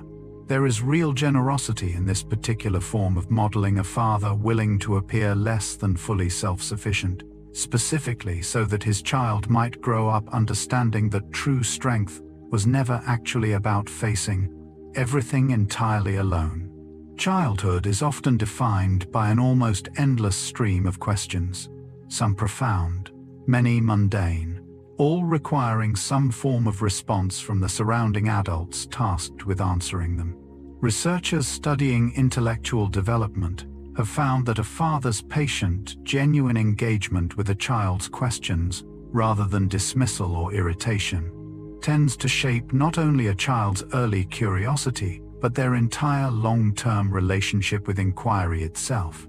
A father who consistently pauses to genuinely consider even repetitive or seemingly obvious questions communicates something significant, that curiosity itself is valued, that wondering about the world is worth taking seriously, rather than something to be quickly waved away. This pattern appears to influence far more than simple factual knowledge. Children raised with this kind of patient engagement often develop a more comfortable, confident relationship with uncertainty and inquiry more broadly, showing greater willingness later in life to ask questions openly rather than suppressing curiosity out of some learned fear of appearing foolish. If you find yourself naturally inclined toward curiosity, toward asking questions freely without excessive self-consciousness, some part of that comfort may trace back to countless small childhood moments when a father chose patience over dismissal, taking your questions seriously even when they seemed on the surface entirely unremarkable. In this quiet way, a father's early patience becomes something considerably larger than it first appears, shaping not just what you came to know, but how comfortably you continue, even now, to keep on asking. During moments of serious illness or medical crisis, words often feel inadequate, insufficient to the weight and uncertainty of the situation at hand. Researchers studying family support during medical crises have found that simple physical presence, a father sitting quietly beside a hospital bed, often communicates more genuine care and reassurance than any specific words could reliably provide in such circumstances. This connects to a broader principle observed throughout studies. On comfort and support, presence itself frequently carries more weight than verbal reassurance, particularly during moments too overwhelming or uncertain for language to adequately address. A father who simply remains present, holding a hand, sitting quietly nearby, adjusting a pillow, is offering something considerably more substantial than any attempted explanation or forced optimism could provide. This kind of presence requires its own particular endurance, sitting through uncertainty, through fear, through long stretches of waiting, without any guarantee of a positive outcome, remaining steady regardless of how the situation eventually unfolds. Many adults reflecting later on difficult medical experiences from childhood, or even from a father's own eventual illness, specifically recall this quiet bedside presence as one of the most meaningful forms of support they ever received, more significant often than any words spoken during that same period. It suggests that during life's most difficult moments, love does not always require eloquence. Sometimes it requires only the willingness to remain steadily, quietly present for exactly as long as presence is needed. Grief is among the most difficult emotions to witness, in someone typically viewed as a source of stability and strength, and yet researchers studying family bereavement have found that fathers who allow themselves to grieve openly rather than suppressing sorrow entirely for the sake of appearing strong offer their children something genuinely valuable, a working model for how loss can be survived without requiring emotional suppression or denial. A father who cries, who openly acknowledges sadness following a significant loss, teaches his child that grief itself is not something requiring concealment, that love and loss can coexist openly without threatening a person's underlying strength or stability. This stands in contrast to older patterns that sometimes encouraged emotional stoicism above all else, patterns which researchers suggest can inadvertently teach children that grief must be hidden away rather than genuinely processed and expressed. Children who witness a father's open, honest grief, particularly when that grief is eventually followed by continued stability and functioning, learn something considerably more nuanced than simple emotional suppression could ever teach, that people can be simultaneously heartbroken and strong, that surviving loss does not require pretending it never happened. This particular form of modeling may prove especially valuable much later in a child's own life, offering an internalized template for navigating their own eventual losses with greater honesty and less isolating self-suppression. A father brave enough to grieve openly in front of his child is offering, even in his most vulnerable moment, one final quiet lesson that love, even after loss, somehow always manages to remain fully intact. Family researchers studying the last meaningful exchanges between fathers and their children have noticed a recurring gentle pattern. The words a father offers as his most significant final piece of advice are rarely something new or unfamiliar. More often, they are something he has quietly said many times before across many ordinary years, a phrase or belief repeated so consistently throughout a lifetime that it eventually becomes something close to a signature, fully recognizable the moment it is spoken one final time. This suggests something meaningful about how guidance actually accumulates within a relationship. It rarely arrives as a single dramatic revelation saved for some final significant moment. Instead, it builds slowly, repeated patiently across countless ordinary conversations, until a particular piece of wisdom becomes so thoroughly woven into the relationship that its final utterance feels less like new information and more like a familiar, comforting return to something already deeply known. Adult children reflecting on these final exchanges often describe a quiet sense of recognition rather than surprise, hearing one more time exactly the same steady guidance they had absorbed gradually across an entire lifetime together. This offers a gentle reframing of how paternal wisdom actually works over time. It is rarely a single lesson delivered once at exactly the right dramatic moment. It is far more often something patiently repeated across years, until it becomes so completely part of a child's own understanding that its final expression feels less like an ending and more like something that was quite simply always going to remain. Right now, in homes scattered across every time zone this evening, reaches a father is pausing at a doorway just for a moment, simply to look in and confirm that everything is exactly as it should be. He is not solving a problem in that moment. He is not offering advice or teaching a lesson. He is only checking quietly, the way fathers have checked for as long as there have been fathers and children and doorways to stand in. You may not remember every time this happened for you. Most of these small moments pass by entirely unrecorded, absorbed by sleep, by darkness, by the simple fact that you were never meant to witness them at all. And yet somewhere in your body, a quiet sense of having been watched over may still remain gentle and wordless, resting just beneath conscious memory. Tonight, wherever you are, however old you have become, you can let that same quiet watching settle over you once more. Let your breathing slow the way it once did unconsciously, beneath someone else's careful attention.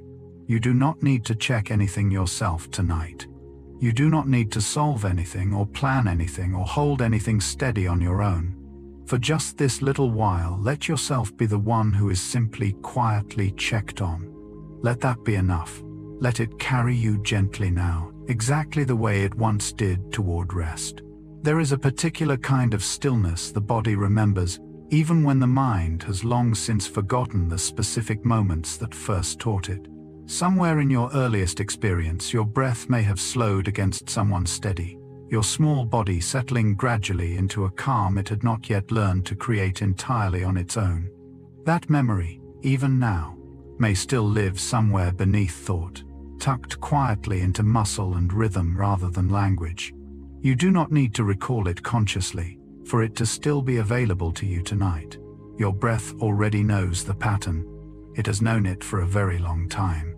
As you rest here now, let your next breath come slightly slower than the one before it.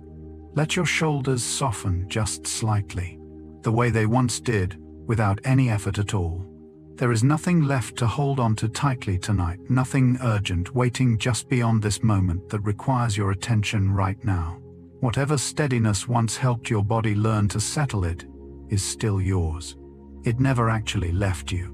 It has simply been waiting patiently for a quiet enough moment to surface again. Let this be that moment. Let your breathing find its own slow, familiar rhythm gently without force, exactly the way it once learned to, long before you had any words at all for what safety even meant. You are safe now. You can let go. If you were searching your memory tonight for grand declarations, for perfectly spoken words capturing exactly how much you were loved, you might come up with surprisingly little. That is all right. That was never really where it lived. It lived instead in the small, repeated moments, so ordinary they rarely felt significant, while they were happening: a hand resting briefly on your shoulder, a familiar voice calling you in from outside, a quiet presence nearby while you did nothing more remarkable than exist. Love, in its truest and most enduring form, rarely announces itself loudly. It simply keeps showing up again and again in whatever small way it is able to, until its steady repetition becomes something far more powerful than any single perfectly chosen sentence ever could. You do not need a specific memory of grand affection tonight to feel the truth of this. You only need to notice gently how much steadiness has already been quietly given to you in ways too numerous and too ordinary to fully count. Let yourself rest inside that quiet abundance now. You are surrounded by more care than words could ever have fully captured anyway. Let that simple truth settle over you gently without needing further explanation. You were and are deeply cared for, not through grand declaration but through the far steadier, far more enduring language of presence, offered quietly, faithfully, again and again. Whatever quiet steadiness you carry within yourself tonight, however small or uncertain it might sometimes feel, did not necessarily begin with you. Much of it may have first been offered to you by someone else, absorbed slowly over years, until it became something you now carry forward as your own. This is one of the gentler truths about love passed between a father and child. It rarely stays contained within the person who first offered it. It moves outward, settling quietly into whoever received it, becoming part of their own foundation, ready to be offered forward again someday, to someone else who may need exactly that same steadiness. You do not need to trace the exact origin of your own calm tonight to trust that it is real. You only need to let yourself rest inside it, trusting that whatever steadiness has carried you this far was likely built, at least in part, from someone else's patient, quiet steadiness first. Let your body settle now, the way it once learned to borrow gently from someone who offered you exactly that gift, long before you had any way of understanding how significant it truly was. You are allowed to simply receive that steadiness again tonight without effort, without needing to do anything further. Let it hold you gently now, exactly the way it once did, all the way toward rest. There is a particular quality to paternal love that makes it easy to underestimate in the moment, precisely because it so rarely calls attention to itself. It does not usually arrive with fanfare or clear announcement. It simply continues quietly, steadily present in ways so consistent they can become almost invisible over time, present enough that its absence, rather than its presence, is often what finally makes it fully noticeable. And yet, despite this quiet, unassuming nature, it rarely actually stops. It continues in the background through ordinary days and unremarkable moments, largely unnoticed, precisely because it never really paused long enough to draw attention to itself in the first place. Tonight, you do not need to search for grand evidence of this care to trust that it has likely been present in your own life in whatever form it took. You can simply let yourself rest inside the quiet, steady fact of it, however imperfectly it may have shown up, however easy it may have been to overlook along the way. Let your body soften now, trusting in that quiet continuity, that steady, largely unspoken presence that so rarely announces itself, and yet so rarely disappears entirely either. You are allowed to rest inside that quiet reliability tonight, without needing further proof, without needing anything more than simply letting yourself believe gently that it was there. Long before you could walk on your own, someone likely carried you again and again across countless ordinary distances you will never specifically recall. That memory does not live in clear, conscious images. It lives somewhere deeper in the quiet, wordless language of the body itself, in the way certain kinds of gentle movement can still, even now, feel inexplicably soothing, without any clear explanation as to why. Tonight, you do not need to remember the specific moments to let that old buried comfort surface gently once more. Let your body settle here, now heavy and unhurried, the way it once settled against someone steady enough to carry you the rest of the way home. You do not need to go anywhere else tonight. You do not need to hold yourself up any longer. Whatever carried you once is still in its own quiet way part of you, now woven into the deepest, most wordless parts of how your body understands rest and safety. Let yourself be carried again tonight, gently, by nothing more than stillness itself, by the simple, familiar comfort of finally letting go. There is nowhere left to be. There is nothing left to hold. Let your breathing slow, let your body soften, and let that old familiar sense of being carried settle over you once more, all the way into sleep. Patience is easy to overlook, precisely because it rarely calls attention to itself unfolding quietly across ordinary time, rather than through any single dramatic display.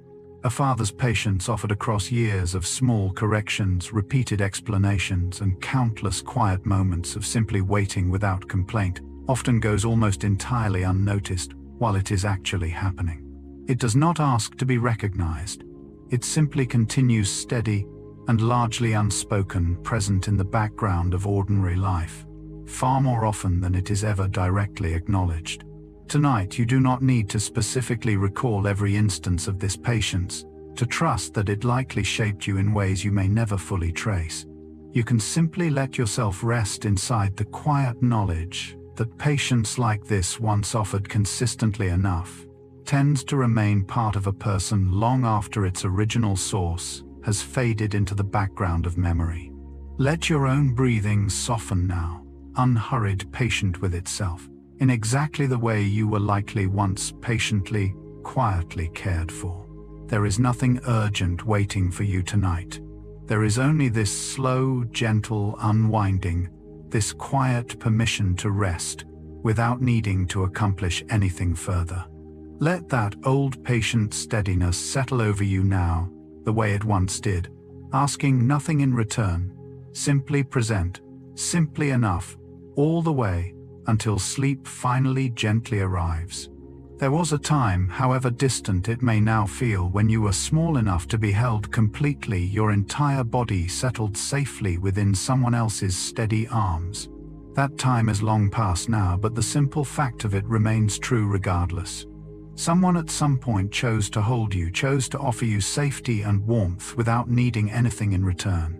That choice does not disappear simply because you have grown, because years have passed, because you no longer remember the specific moments involved. It remains true quietly somewhere within your own history, a fact as real now as it was then, Tonight you do not need to be small again to let that same sense of being held settle over you gently once more. You can simply allow yourself to rest, trusting in the quiet truth that you were at some point held completely safely without condition. Let your body soften now the way it once did, cradled gently by nothing more than stillness and quiet trust. You do not need to hold yourself up any longer tonight. You are allowed simply to rest, to let go, to be held once more, even now by nothing more than the soft, steady comfort of finally, fully letting yourself relax into sleep. Of everything explored tonight, perhaps the simplest truth is also the most enduring: a father's quiet love. However it was expressed, however imperfectly it may have shown up across the years, tends to remain one of the steadiest forces a person carries throughout an entire life. It does not always announce itself. It does not always arrive in the form expected, but it tends to persist quietly, reliably shaping far more than most people ever consciously recognize. Tonight, you do not need to fully understand or trace every way this steadiness shaped you.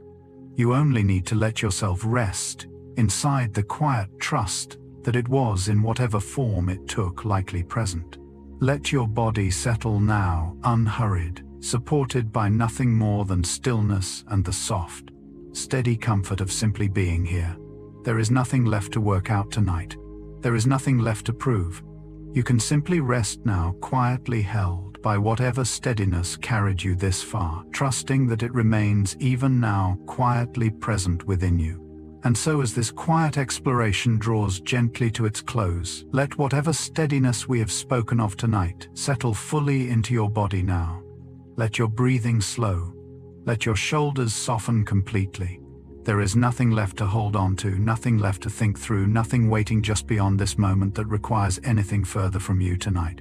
You are allowed simply to rest here, quietly, completely carried gently towards sleep by nothing more than stillness itself. Thank you for spending this time here with me. Until next time, good night.